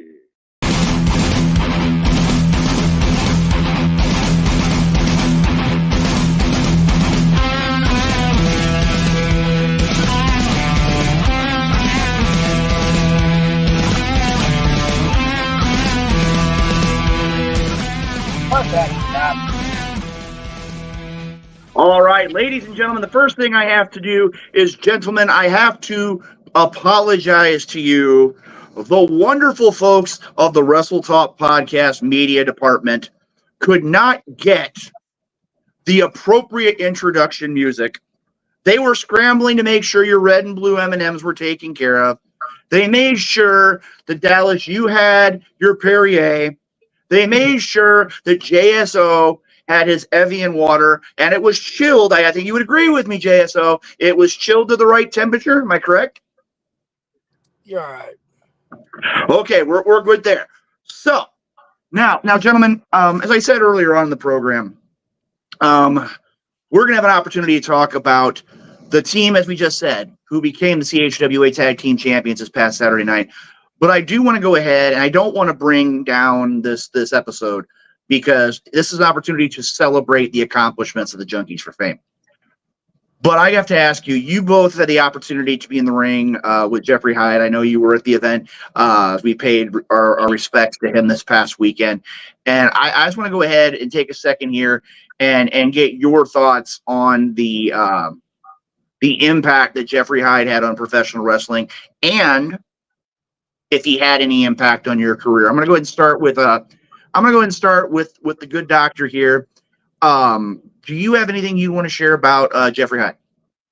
Oh man, I had the pleasure of working with him once, and I know he's got a long history of being in our business, especially in the St. Louis scene, GCW back in the day. So it hits hard, man. Anytime that anybody from our business passes away suddenly or just passes away, it's hard to deal with. And my thoughts and prayers are with his family. And I just wish he wasn't gone, man. He was a very nice man. JSO, I'm going to go ahead and kind of throw things over to you here. Your thoughts on the legacy of Jeffrey Hyde? Yeah, just tragic. You know, it's when someone dies that young, really the same age as we are. You know, it really puts things in perspective. We did get a chance to work with him a few months back. I think last year sometime with Dynamo. Yeah. And, you know, it was a pleasure to be in there with him. First time I had been in there with him, and gosh, I think, yeah, I don't even remember how long ago. But yeah, just a great guy. He was always super nice, always willing to do whatever it takes to help people out, and always around. You know, and that's a good sign. When someone's around, always able to help out, always willing to help out, for sure. All right, well, gentlemen, like I said, you saw earlier on, we if any of the Russell Talk podcast family would like to help out the family of Jeffrey Hyde, make sure to go to that GoFundMe account, and we'll make sure that we can help them out as best we can. Now, gentlemen, I'm going to level with you here, and I'm not going to go into too much detail because that's going to be another discussion for another day. But as I said earlier on, I've had the opportunity to know you two gentlemen for the better part of 2 decades. Unfortunately. And well, hey, I'm trying to do Rodell's job. You got to cut me a little bit of slack here today. Please don't do his job. No, never do his job.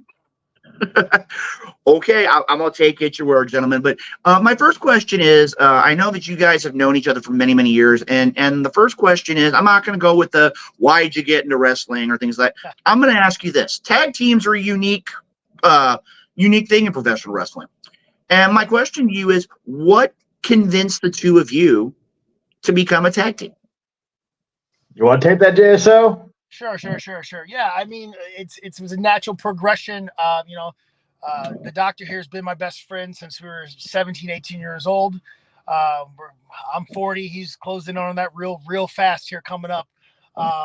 You know, just we've always been around each other. We always talked about wrestling, talk shop, best friends. And so it only was a natural progression that, you know, when he finally decided to get his, you know, what in gear and get in the ring again, you know, I say, yeah, come on, let's go. Let me take care of you here. Let's do some damage here. You know, we were a tag team a long time ago with some stupid masks for fun. We beat the crap out of a lot of people then. So I figured take the mask off, show our pretty face, and you know, really do some damage here this time around.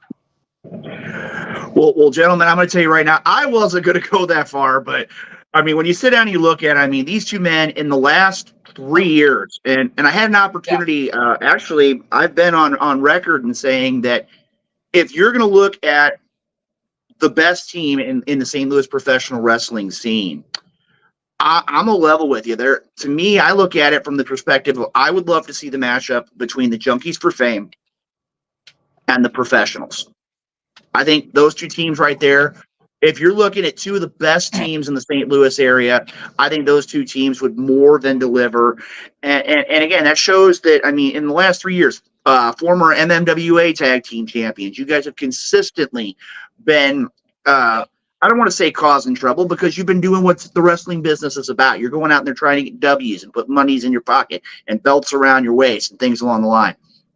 But I got to ask you here, when you guys came back to the St. Louis scene, the GOATs of the Midwestern tag team, I like that. I think I could roll with that for a while, gentlemen. That's a good guy right there. Well, I gotta ask you here. When you guys decided to come back to the world of professional wrestling here in the St. Louis area, was there anything really different that a different goal, different priorities that you had? I mean, I remember back in the day, you wanted to be champions. You wanted to be the top dog, the number one, the king of the mountain, so to speak. What changed in your perspective coming back to the St. Louis professional wrestling scene and being such a dominant force? Go ahead and take that, Doc. Go ahead and talk. You start with that one. Well, it's quite simple. We were away for a while. We came back, and we dominated. That's what we've been doing since we've been back. We've been kicking ass all across the scene. Can you say that? Can you say that word? I don't know. Is there any? I can't. That's ass. That's not a bad word, I don't think. But yeah, well, technically, like I said, we don't really go too far with the language, so you got some freedom here tonight, gentlemen. This is three guys that have had the opportunity to talk a lot about pro wrestling, and our good friend Hardcore Hoss. I will try to keep it PG-13. I promise. I probably won't. But. Not to interrupt you, but when you want to know about the language you can use here, it's kind of like this. I'm seeing a lot of negative comments in our comment feed, and personally, we have a resident here who can answer about those comments. Well, I'm gonna throw it at you here, guys. Just some names that are thrown out here, and of course now my technology. I'm just gonna share some of them with you until we can get them to pop up on the screen. Sure. We had one that was obviously getting. Okay, that wasn't where I was gonna go, but that's okay. Right. When you look at it here, we had people who are talking about how you guys don't match up to teams like Power Trip. You don't match up to Dragon's Guild.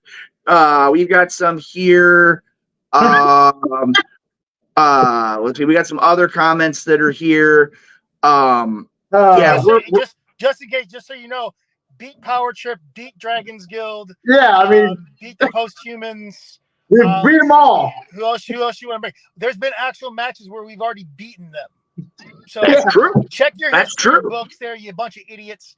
Check the stats. Well, you know something, guys, here, and I'm gonna throw this one out here, and I know this is gonna this is really gonna be going from one extreme to another. First one I'm gonna bring up here is from our good friend over at the St. Louis Hall of Fame, Big Jim Harris, bringing up, I remember when Dallas started wrestling. And then we're going to turn around here, and this is one that I have to, because not from Wrestle Talk, because personally I know, being a former wrestler, I know what it means to win a championship, but somebody chose to get a little bit upset with you gentlemen. And it says here, he attacked a partner before the event started a week ago. Guys, I got to ask you here. And I know from experience that when you have a championship opportunity, you're going to do everything you can. Wait, who do we attack? Well, hold on. I want to preface this for you, gentlemen. You're going to do everything you can to win a championship. And I got to level with you. Did you guys make it happen to where Noah's partner didn't show up? Nope. We wanted him to have a partner. And I agree with you there. Did anybody give you guys a fair deal? Never. JSO, would you agree with the good doctor? I agree with Herb's comment there. I like that. Talk about me and leaving everybody else alone. You can talk about me all you want. You talk about me all you want. You can keep my name in your mouth all you want. I'll take all that heat that you want to give me. I'll take every single bit of it, and I'll give it right back to you and then win those titles. That's it. That's right. What were you saying? I wasn't even paying attention to what you were saying, Luke. Well, I'm going to tell you right now, guys, when it comes down to it, when I was sitting at commentary, yeah, I'm going to tell you right now, you guys did what any great accomplished tag team would do. And no, AJ, I'm actually going to be a little bit outside of what people are familiar with here. They didn't pay any referees. That's not in there. That's not in their wheels. And Hoss, bring that back up. Idiot. Let's look at this a minute, shall we? Cheating. Am I safe to say that the Junkies for Fame, you guys don't cheat? We won that match fair and square. Let's see here. Talks about paying a referee. I don't think that the referees, I'll tell you right now, the CHWA referees are some of the worst referees that I've ever seen in my life. Hands down. The fat guy, that I didn't know his name, that was ref in our last match, he wouldn't give me the belt after the match, so I had to hit him in the nuts and then 3D him. And then you have the other idiot with the, he's got like, he feels like he's like a yarmulke on his head of baldness. Freddie Funk fucker. Yeah, that Funk guy. Sorry, that guy. I don't even know his name. He's stupid. He's terrible. He always wears that stupid blue shirt. He's a moron. He doesn't know how to ref matches either. He's gonna get 3D too. There's a guy named Aaron. That's the only guy that's decent over there. The rest of them are stupid. Along with Chris Rodell, he's a moron. Yeah, he is a moron. He does not know how to induct us properly. Well, gentlemen, I'm going to tell you right now, as a professional broadcast journalist, a man who has studied under the likes of the legends like the Bobby Heenans and the Gorilla Monsoons and the Jesse Venturas, among others, I have to say, as what AJ was saying, you didn't cheat, you didn't pay anybody off, and you did exactly what a great tag team will do. You took advantage of a situation, and what did you gentlemen do this past Saturday night? We destroyed what was his name? Bend Over, Clover. Who cares? I don't even know what his name was. Doesn't matter. It was only one of them there, but he showed up with 2 tag team belts, and he left with none, and a big old knot in his forehead too, because he ran his mouth a little bit too much there. So took care of me. All legal, all during the match, all legal moves. No outside interference. Yeah. No nothing. We tagged and everything. 100% legal. That is true. That is true, gentlemen. You made lots of good tags. And before I turn things over to Hardcore Hosk, I know he's got some questions he wants to ask you. And I'm just going to preface this right now. I have to do my job because you know that we have to have objective commentators when it comes to professional wrestling and the Junkies for Fame. But I would be remiss, and please, if you want to tell me to be quiet here, I'm fine with that. A lot of people have been asking me and sending me emails and messages on the social medias about what happened at the end of last Saturday night's event when you two returned to the ring and helped out the Wind of Destruction. Would you be willing to share with us a little bit of the why you chose to help out Makazi? Well, that's easy, Gabe. So you got it? Yes, absolutely. You see, first of all, Makazi and myself go way back. GCW days, okay? That's where I started from, right there. 9/11, right? 2001. I was in that training center training. Okay, that's how long ago we go back, before that even. Okay, so I have a long history of knowing Makazi. Okay, great guy, love him to death. Okay, and I'm sick and tired of CHWA and all these itty bitty Dragons Guild googly-eyed people with weird looking hair, and I don't even know, they dress weird, they're funky, some of them don't wear shoes. I'm tired of them running around thinking they're these big, awesome people when all they are, honest to God, you're glorified backyard wrestlers. That's what you are. No matter how many titles you win, Dragons Guild, you're glorified backyard wrestlers. And that's all you'll ever be. And if you want to have a problem with what I say, come find me. You know where I'll be. Well, Dallas, I think that you I can just tell. Your question. It does. I mean, I'm not going to say, but Dallas, do you have anything you want to add? Because I can just tell you are just chomping at the bit too on this one. Well, it's quite simple. I mean, think about it. Like JSO just said, Dragons Guild. Those douchebags, we've destroyed them so many times we can't even count. We took the tax trash from them over at MMWA. They're pieces of trash. We're way better than them. We're way better than the entire roster on CHWA. I mean, think about it. I mean, before it's all said and done, we're going to win all the titles because we're just that damn good. And I got to say, guys, I would agree with you 100%. And as we get ready here, we're going to talk a little bit later about Critical Concern, which is the next CHWA event. You guys really have been on a roll as of late. And I'm going to go ahead because I have to share, to be fair, to be respectful, I'm going to share things with my broadcast colleague, Hardcore Hoss. He's got some questions to talk with you about the Junkies for Fame. And Hardcore Hoss, I'm just going to give you the floor, my friend. As long as he doesn't quote any scripture at me, I'll be fine. Yes. Ooh. Yeah. I'm the bad guy. Remember? Don't worry about it. Woo! Hardcore Haas? Well, one thing I wanted to ask is, you have referees disrespecting you. You have people in comments disrespecting you. You have people not acknowledging your championships. People just saying things about you all the time. Yep. What is it that makes people feel that, they just have to constantly talk about you and put you down? Is it because they just can't measure up to you, or what do you think it is that they just have to put you down? They're jealous.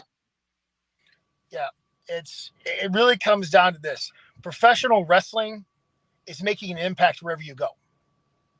When I walk into the building, when I walk into a show, when I walk out through those curtains, I'm going to make an impact. Every single person around that ring is going to know my name, and they're probably not going to like me because I'm going to call them out for exactly what they are. If the guy with the one eye, he's wearing the eye patch down to a show, guess what? I'm going to call you out for wearing an eye patch. If you got googly ass teeth and you need dental work, I'm probably going to tell you that too. If your kid's ugly, guess what? I'm going to tell you your kid's ugly. It's just the facts. I'm not lying. And if you can't handle the facts, that's not my problem. But you're going to go home at night and you're going to, right as you're about to fall asleep into that son of a you-know-what JSO, and then you're going to come back and see me. And then you're going to talk about me. And then you're going to be AJ Wallace or whatever, Aaron Wallace, or who the hell his name is. You're going to go in there and talk smack on wrestling boards because you have no life and that's all you do. I agree with that statement. So that's it. It's all about making an impact. Absolutely. Does that answer your question? Well, gentlemen, real quick here, and I'm going to take a time from Haas. You got some people who are actually agreeing with you here, and you look at it right here. If the ref don't see it, it ain't cheating. They're winners. They're champions. And again, as we said before, it's easy to live rent-free in the minds of haters. Hardcore Haas, back to you, my friend. One thing we do is we like to have our fans acknowledged, and we like it when they want to ask questions. And we do have one fan that put a question in here that wanted to know, if you weren't wrestling, what else would you be doing? Go ahead, Doctor. You answer that one. I'm talking too much here. You go ahead. Let's see here. If I wasn't wrestling, what would I be doing? Probably acting. I like to act. You're too ugly. I wonder why. I'm talking about. I do. I do. It's a little hidden thing that I've always wanted to do, is to act. But hey, I get to do that now, right? I don't know. But hey, you know what? I got to do my dream job in real life. I was a firefighter for 20 years. I got to do that. I'm proud of it. I accomplished that. And now I'm back doing my true passion, that is professional wrestling with my best friend. That's what matters to me. And I have great respect for that. I was actually a volunteer firefighter for about 10 years. So right on. Hey, Hardcore Haas, we got another one here. The question lines are finally starting to fire up a little bit here. Where do you see yourselves in 5 years? Oh, we only look. I only look at the next about 5 months. We got to see how we're going to do there.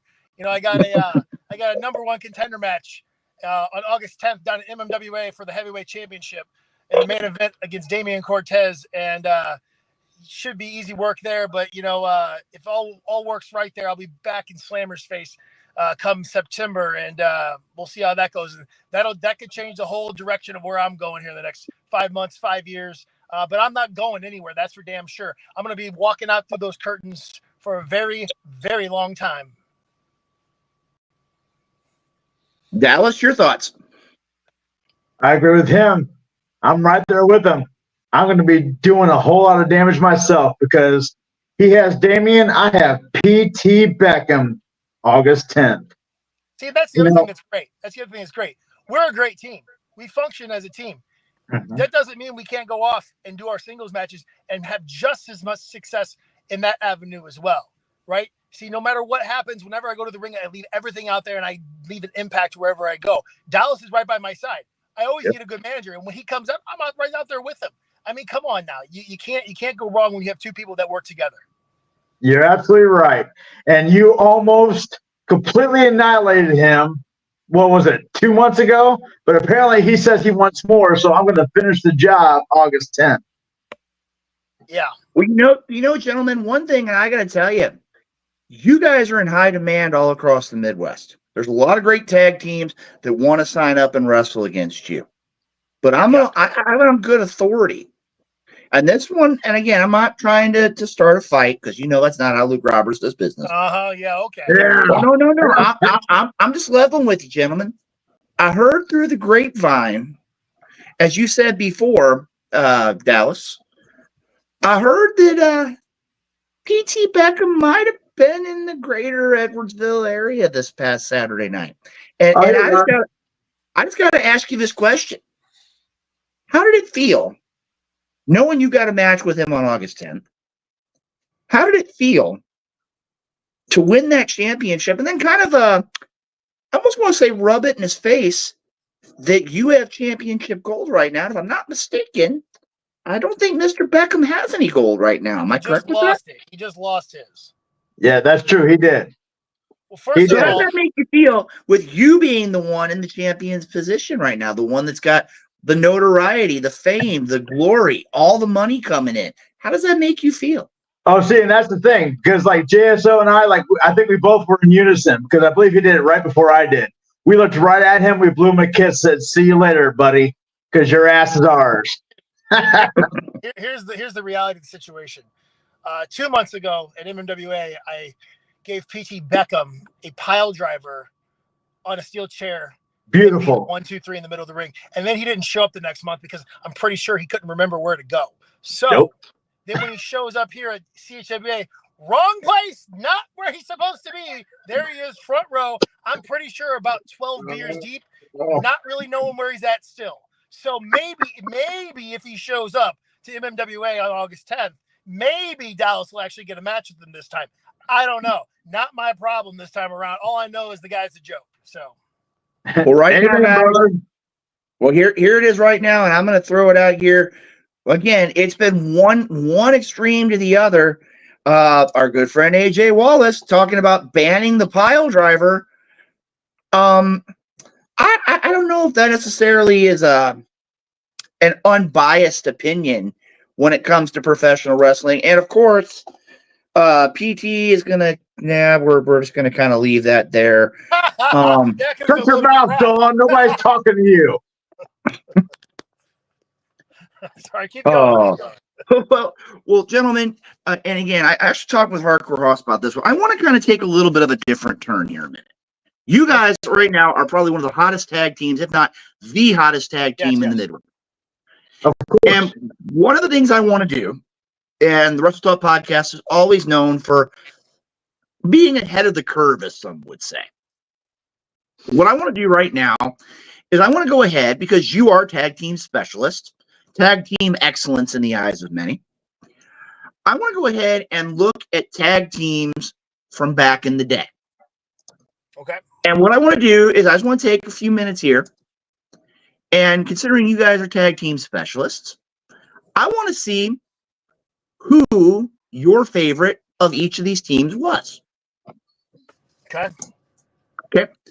Fair enough. Tag team number 1. The Superpowers, Dusty Rhodes and Nikita Koloff. No. Yeah.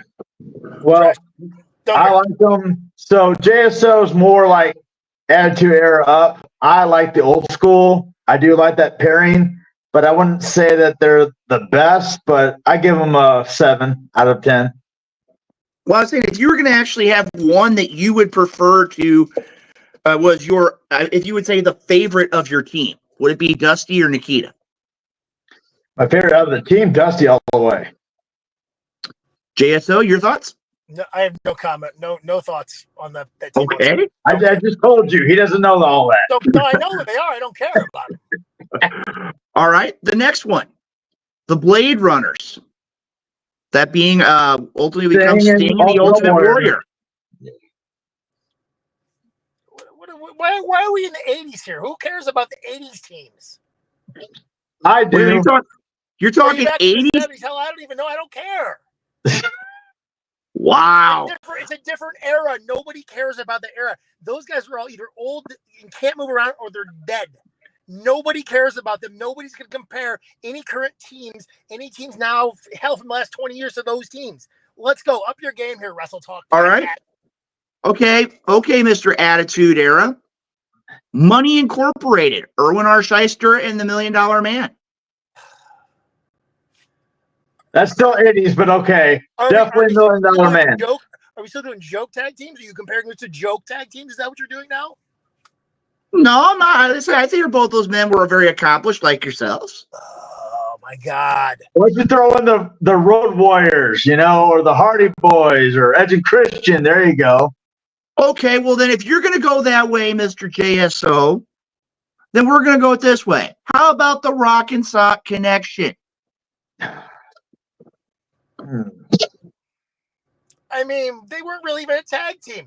They were two individual superstars that they paired together out of necessity. That's not a tag team. True. Well, you know something, guys? I just got it. Hardcore Hoss. I think I figured it out, and I think I figured out the formula for the Junkies for Fame. Can you hit the breaking news sounder for me? I think I just figured it out. I got a team, but they both can talk about, and JSO will actually know what I'm talking about. Can you go ahead and the breaking news sounder for me? I know what you're talking about. You're just talking about stupid crap. Ooh, okay, fine. I don't need the breaking news sounder on this one, gentlemen. You know what? It's still here, but now that JSO has got this opportunity, I figured out what it is, and I'm going to throw another tag team at you. Since your partner has seemed to be much more outspoken here, it's secretly because you want to be the third member, and I want your opinion of which one you like better. You want to be the third member of the Young Bucks. Get the hell out of here with that crap. You better get your beep tone ready because I hate those jackasses. Who are they again? I hate them. Trash. Absolutely despise them. They're the worst freaking tag team alive. I hate them. Agreed. They are trash. They have totally destroyed the business that we love. All right. We'll do a couple. Can you get even any further off from good tag teams? Okay. How about this one? The Outsider. The Outsider, yes. Huge fan. Oh, yes. Huge fan. Now you're getting back on track. Here's your question. Who is your favorite of the two? Nash. Nash. Easy. Yeah. So if you really think about it, he's Hall. I'm Hall. He's Nash. So it works out wonderfully. Okay. Got another one for you. I am big fan. And this goes back to our roots. The Dudley Boys. Oh, the Dudleys.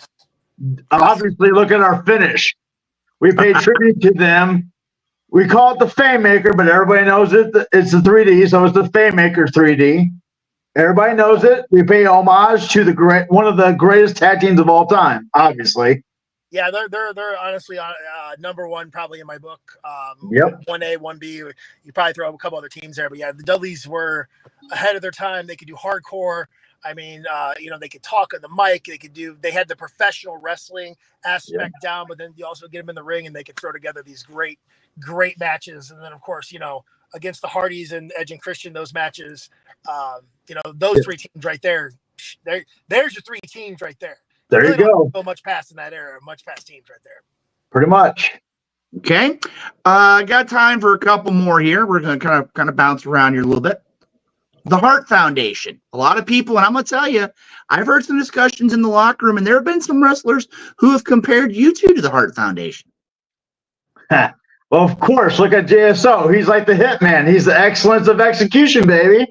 And I'm Jim Anvil. I'll go in there and tear it up, too. That's how we roll. Excellent. No, they were good. They were enjoyable to watch.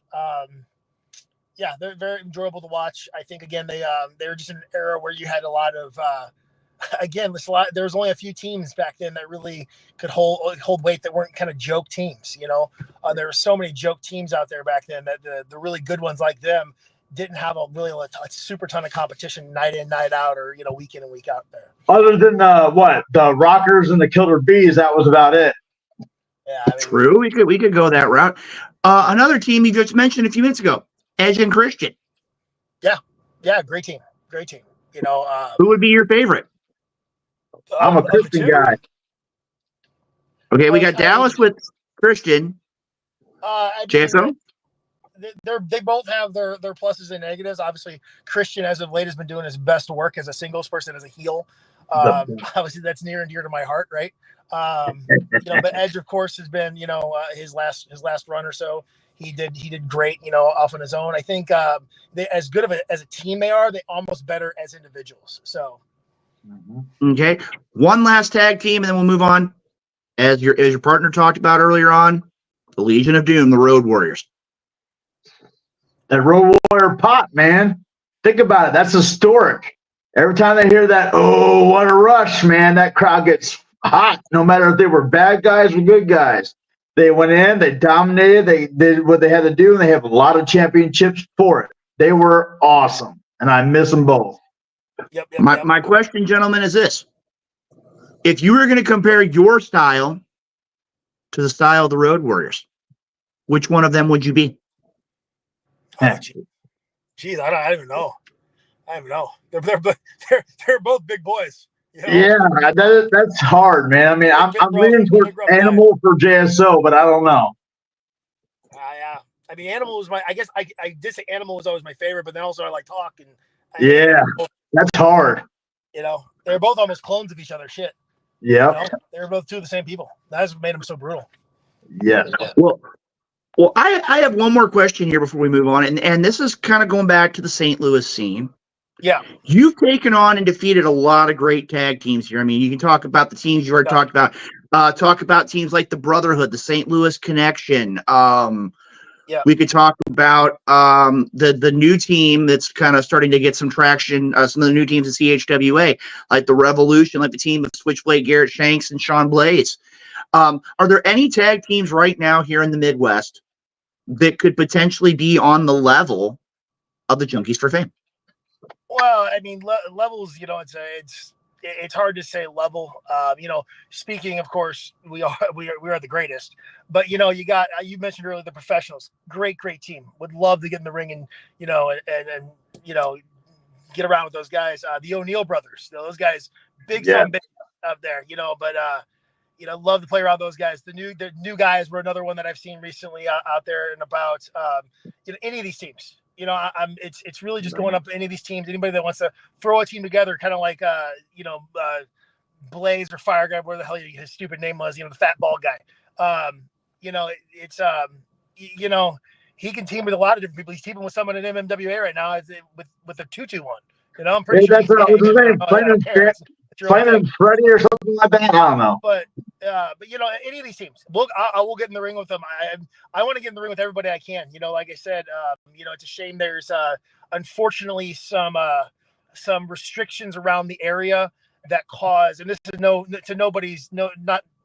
going on anybody's hard on anybody, but it's a shame that there's restrictions on certain places that you can and can't go, or places you can and can't wrestle against or wrestle at, because I think there's a lot of great people, a lot of great teams, a lot of great matchups out there that really, you know, a lot of fans are missing out on it. And I'd love to, like I said, anybody that wants to come challenge us down at MWA or CHWA or wherever the hell else I might pop up here in the coming months and weeks and things like that.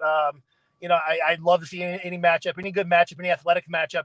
You know, being a former athlete myself, you know, I'm ready to just you know, have some killer matches and really show these moron fans exactly what I can do. Well, gentlemen, I'm going to throw three teams out here, and we had one. I'm going to bring it back up here for just a minute. Talking about Brandon Beretta and Joe Vanetti. Brandon and Joey right there. Brandon Beretta, I actually, when he first started training, that's where I was one of the first people that got in the ring with him there over at SICW at Bob Orton's school. So I know Brandon very well. He is fantastic, and he's making a big name for himself. Good kid. Another one to throw out there, gentlemen, PYT. Is that a tag team? I thought it was one bald guy that kind of ran around in pink. Yeah, I look better in pink than he does. Is it two people? Wow. Is it three people? How many? Who is it? I don't know. Who cares? Another one that's been tearing up the scene as of late, Dysfunction. Nobody knows. Who the hell is Dysfunction? Who is that? I believe that is Brandon Espinoza, and I believe it's Kyle Roberts.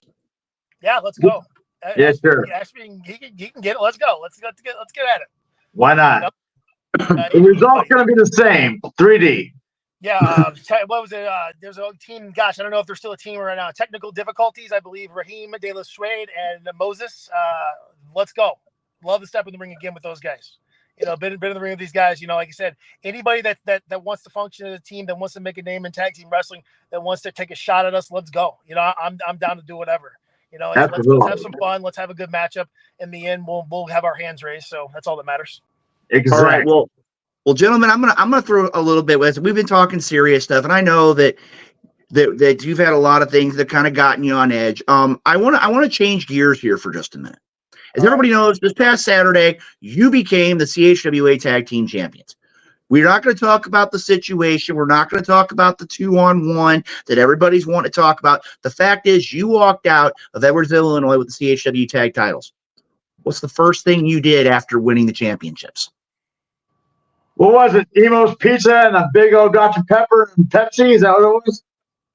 Pretty much. Got there, went home and had a nice little nap. Went home with my wife and celebrated for a few more hours after that. So we both went our separate ways after that. And then we're about to round up here this weekend. We're going to get back together, have a proper celebration with some shots with the belts and all that jazz here this weekend. So yes. All right. My next question, and I actually had this conversation with Hardcore Hoss before we went on the air. If Hardcore Hoss and myself wanted to model ourselves after the Junkies for Fame, what would you say that we would need to do? Well, first of all, you're gonna have to get some talent, and I don't know where you're gonna find that. Yeah, good luck, buddy. Sorry. So, well, hold up here. I'm gonna throw back here just a minute, here, gentlemen. And Hardcore Hoss, I want you to bring your mic back on for just a minute. Josh is the guy, by the way. Josh Summers. He does a great job. He gets a lot of great video for us at ringside. Yeah. He's fantastic, by the way. Thank you for the yes, of course. Always take a picture only with him after the show. The number one junkie right there. Sorry, I just want to throw that out there. Well, I'm going to throw it this way. Hardcore Hoss, when you did the introduction earlier on, they're talking about no talent. Can you remind these gentlemen, these outstanding professional wrestlers, men that have traveled the Midwest and are one of the most dominant tag teams in the Midwest, how you introduced me, Mr. No Talent? You mean as the Hall of Famer, Luke Roberts? Oh, there you go. Yeah. Hey, Luke, what are you in the Hall of Fame for? Oh, well, let's see here. I had a fairly good career as a wrestler. Wait, you're not in there yet. You're in there next year, aren't you? Yes. Yeah. So, but let's not get ahead of ourselves. You could die and not celebrate that in the meantime. So, well, you know something, gentlemen, as you were talking about before, and I'm gonna level with you.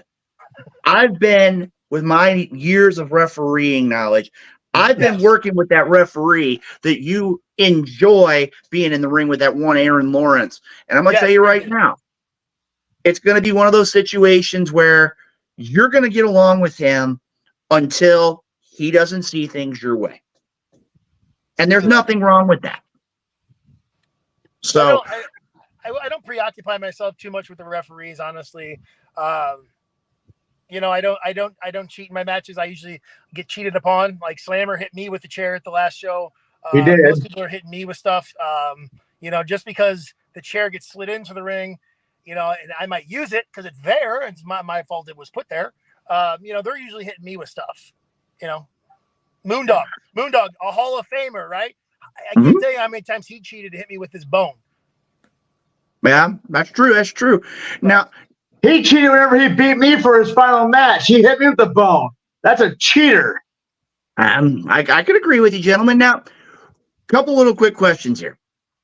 If you were to have somebody that was going to acknowledge the Junkies for Fame, and they were going to say, we're going to take you out somewhere to eat, where would it be, JSO? Oh, geez. I don't know.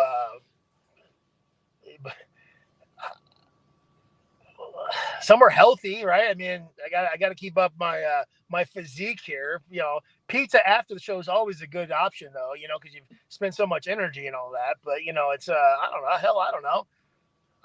That's a weird question there, Luke Roberts. Dallas, if somebody's going to treat you to a meal, where would it be? Hardcore Haas was asking so much better questions, by the way. That's true. He is. So definitely steak and potato. I don't care where it's at. Probably Texas Roadhouse or wherever. I like steak and potato. And then another thing too. I just saw that AJ Wallace douchebag talking smack. That dude needs to get slapped or get a 3D because that dude's always talking smack. He's a keyboard warrior. He needs to say it to our face because we'll shut him down real quick. Okay, go ahead.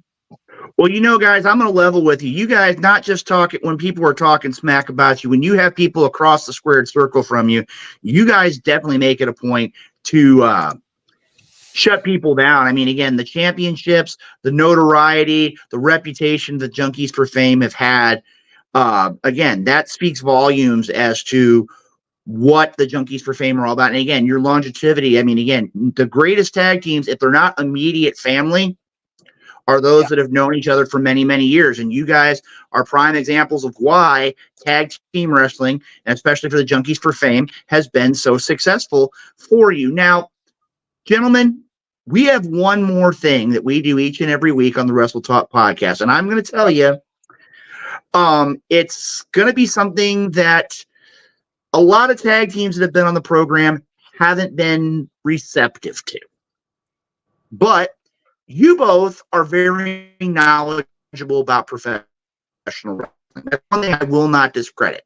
I will not discredit your ability. I will not discredit your championship pedigree. And I will not discredit the fact that you two are very knowledgeable about the sport of professional wrestling.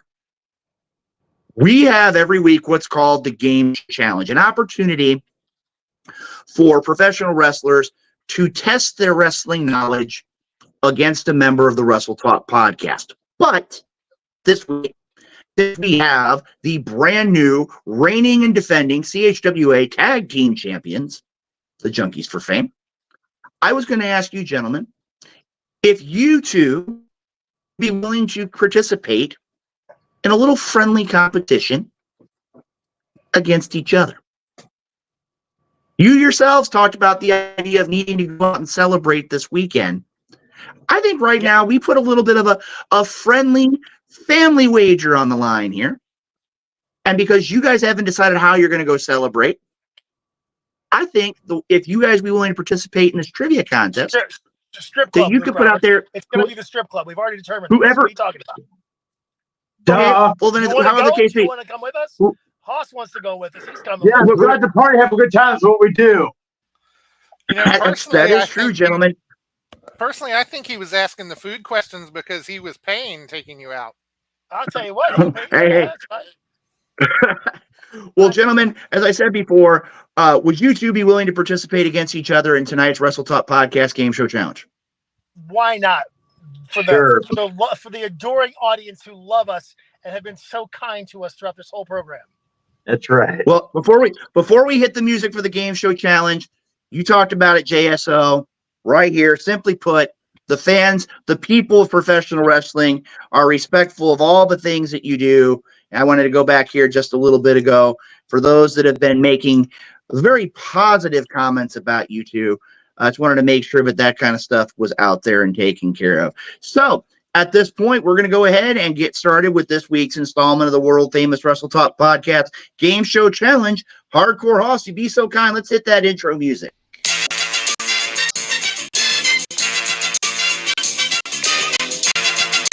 More 80s music.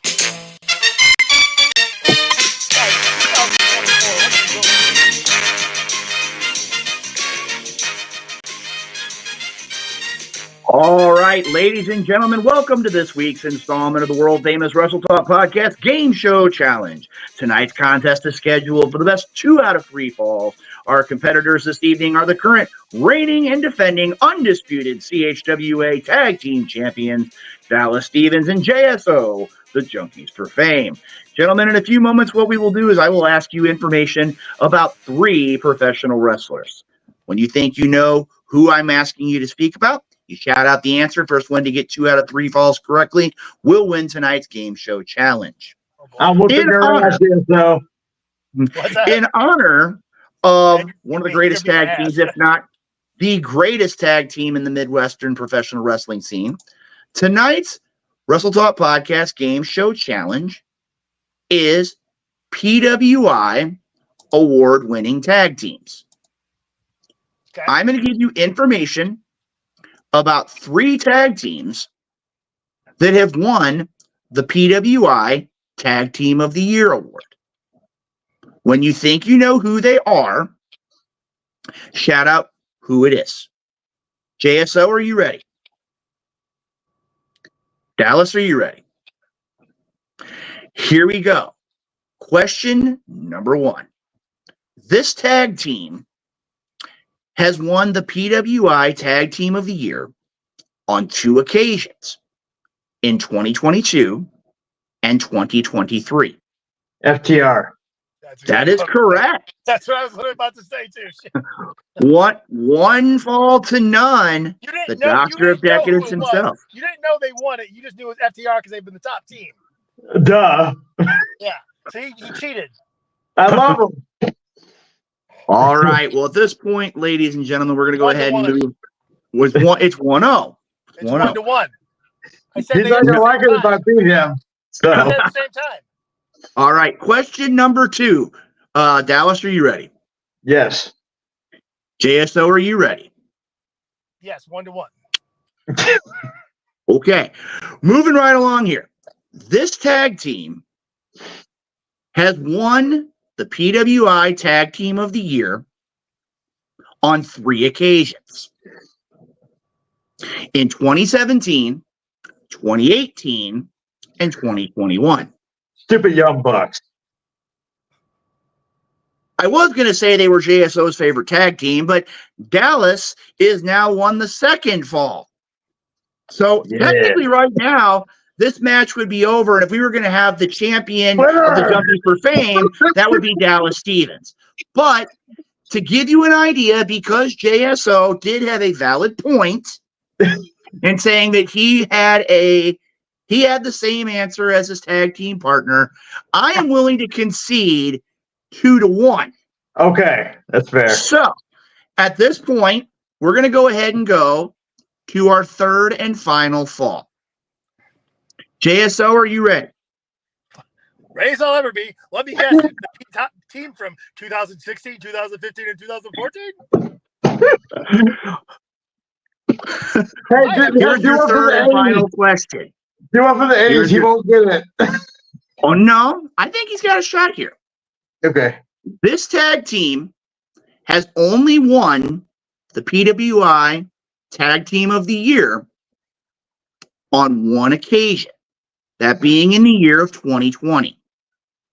They were elected or voted on over teams like the Street Profits, Kenny Omega and Adam Page, and a previously mentioned tag team, FTR. They also hold the distinction of the only female tag team to win the PWI Tag Team of the Year. Name them. I would say a female tag team. I'm trying to think who had the tag teams 2020, the pandemic. This tag team honestly pretty much dominated WWE television. The only female tag team I can think of are the Kabuki Warriors. Yeah, that's it. No. I don't remember. I don't.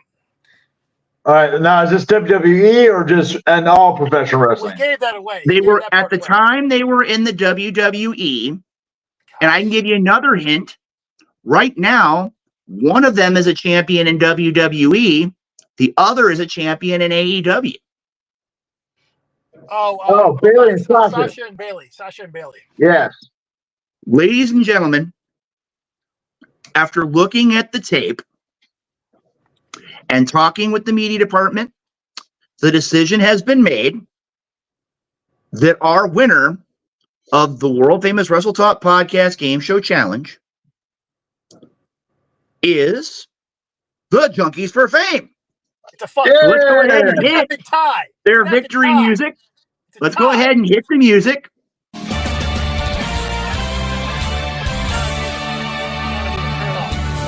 What is that? Turn it on. All right. We've got that taken care of here. Music. Disrespectful.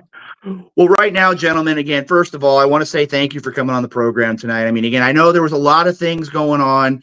Again, there were some that I wasn't necessarily wanting to ask, but I did, keeping my job. But when it comes down to it, I mean, again, you've got a lot on your plate. I mean, again, you've been competing very regularly in MMWA. You've been competing in Dynamo Pro. I know for a fact that you guys, critical concern coming up in CHWA. I know somebody's going to want to step up and take an opportunity to wrestle you for those tag team championships. And as a matter of fact, I know speaking with both of you, you've talked about looking forward to, in just a few short weeks, John Holt Yo 10, arguably one of the biggest events in the history of the CHWA. And we'd be remiss if we didn't have the CHWA Tag Team Champions at Junkies for Fame on any of those events.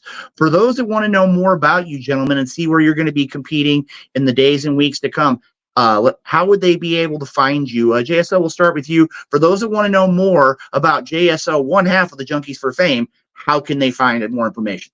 Yeah, absolutely. Facebook is usually a really good way to find me. Jeffrey S. O'Connor. My real name. I don't go by any sort of gimmick name. That is my name. JSO, obviously, right? Or on TikTok at JSO3341. Those are the two ways to find me. I'm constantly posting promo videos, stupid little things where I make fun of my opponents, as well as the different events that you can see me at. All right, we're going to turn things over to your tag team partner, your tag team championship partner, the Doctor of Decadence, Dr. Dallas Stevens. For those that want to know more about you, how can they find out about you? Same, Facebook, TikTok, X, Instagram, Dr. Stevens 84 at Dr. Stevens 84.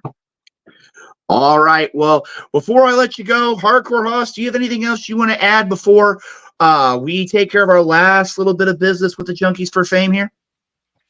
I just want to thank you guys for coming on. And, I apologize for the line of questioning from Luke Roberts there. I think the problem is he just doesn't realize that even with all those tag teams that he named, the problem is that none of them are on the level of the Junkies for Fame. You're the best tag team around. And he just doesn't realize that, as does not some of the people in the comments. So thank you for coming, and, congratulations on winning the championship. And hopefully people will respect you a little more and acknowledge the championship. So, no, guys, I appreciate you guys having us on here. I don't care if they like us. You'll respect us, absolutely, because we're not going to stop. We're not going to stop winning. We're not going to stop making an impact. Every single place that we go, Luke Roberts, you're still an idiot, but Hoss, you're kind of cool. I kind of like you now. So yeah, you're in. Yeah. All right. Well, ladies and gentlemen, as you hear right here, the brand new undisputed CHWA Tag Team Champions, JSO, the Doctor of Decadence, Dallas Stevens, the Junkies for Fame. Gentlemen, I do have one last little piece of business. You are now officially a part of the Wrestle Talk podcast family. You are more than welcome to come on the program anytime you wish to do so. And again, on behalf of the Wrestle Talk podcast, for all the staff and for all the viewers that joined us here tonight, I want to say thank you for taking time out of your back on the program.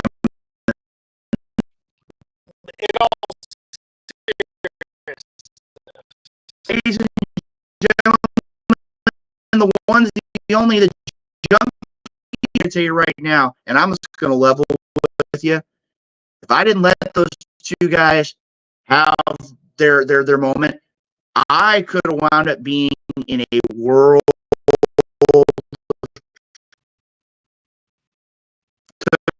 some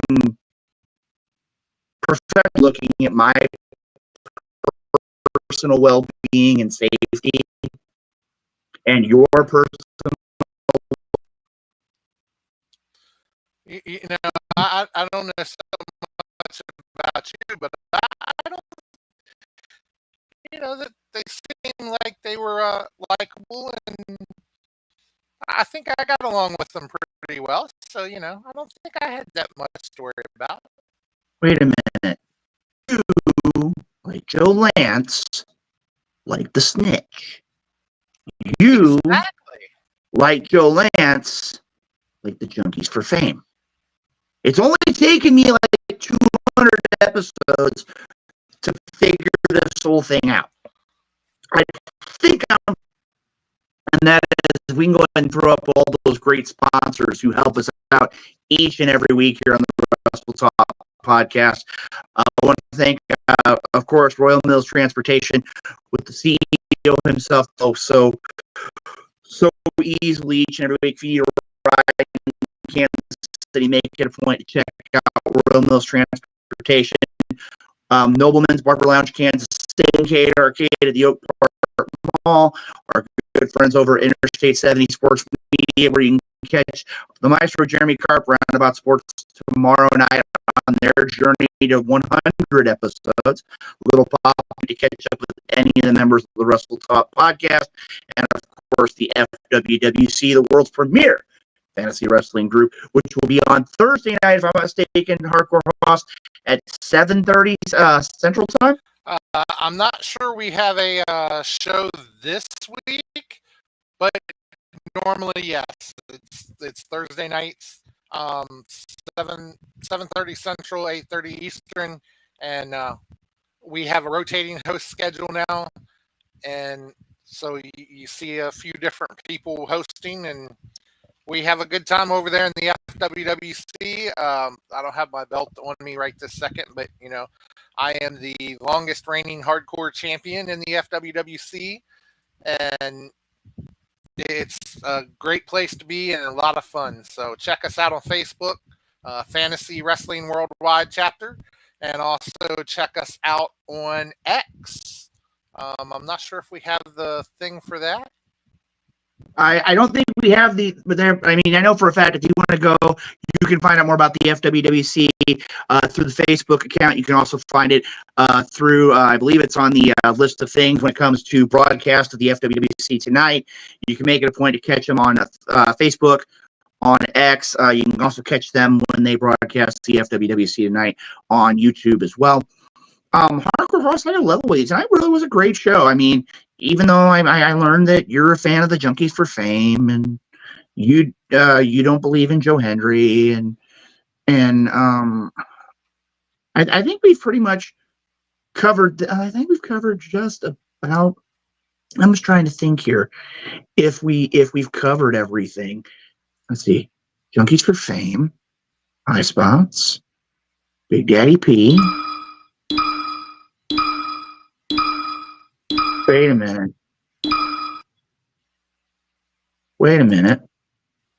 I just realized. Breaking our randomizer again. No. I just realized there was one question that we forgot to ask. We are with the best in local, national, and international news when it comes to the world of professional wrestling. SummerSlam is this Saturday. This is the last show before SummerSlam. Got to throw it out there. What match are you looking most forward to, and why?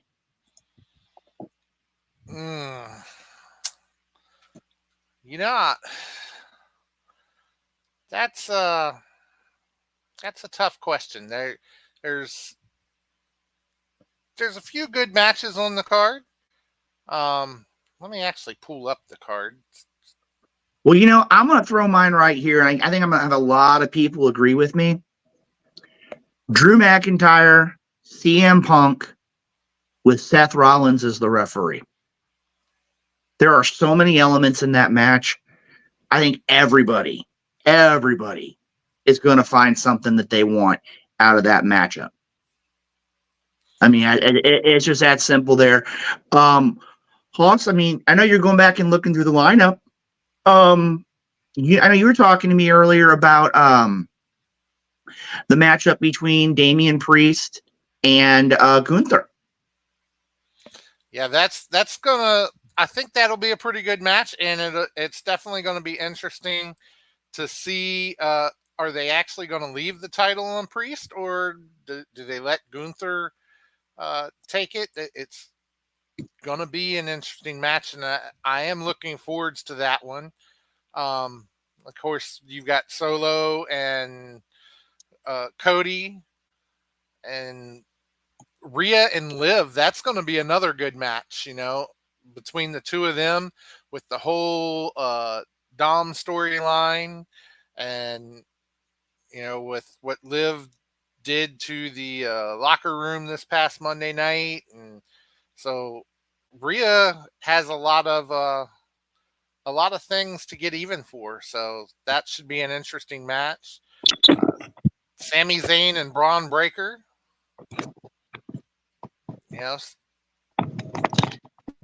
And LA Knight versus Logan Paul. So there's several matches there that are going to be interesting matches. My biggest thing with Logan Paul's match, though, is I cannot see him losing if they have the Prime logo in the middle of the ring, because I cannot see him being pinned on his own logo. That's just something that wouldn't make sense to me. I'd love to see it, but I don't think we will if they have his logo there. So a lot of good matches coming up this weekend, and make sure that you get to catch them. Make sure you support your local wrestling as well. The independent wrestling, some of it is even better than the WWE or AEW, or you get a lot of good quality entertainment there, and at half the price as well. So make sure you're checking out your local branches. Make sure you check out the pay-per-view for WWE, or the premium live event. I'm sorry. But yeah, I think there's going to be some pretty good matches there. You know something, Hardcore Hoss? This is probably the first episode in all the years I've been on the Wrestle Talk podcast that my technology made it a point. I've never had, it was just like my entire network just went boom.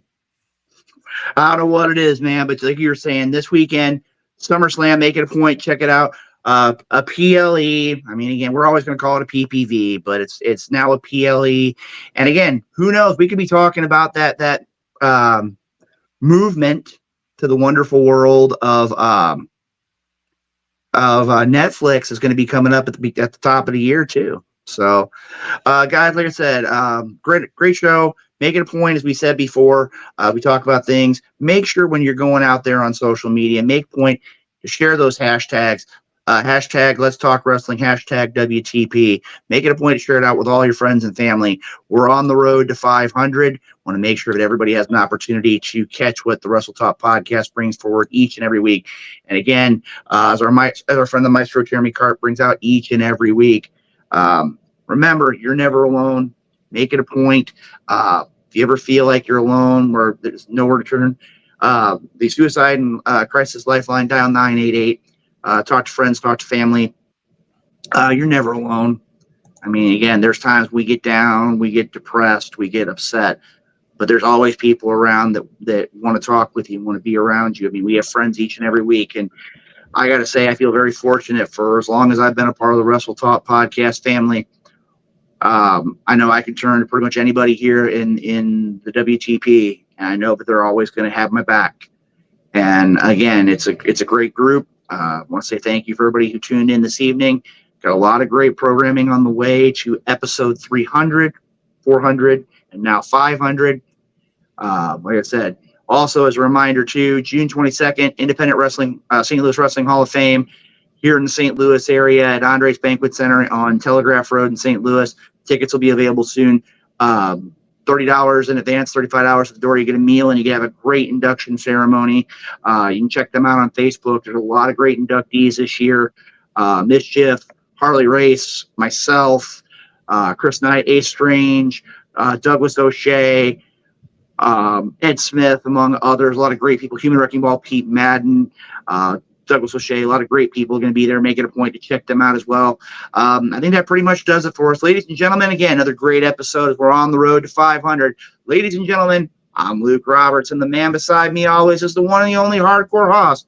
Thank you for tuning in this week. We look forward to seeing you next week right here on the Wrestle Talk Podcast. Take care.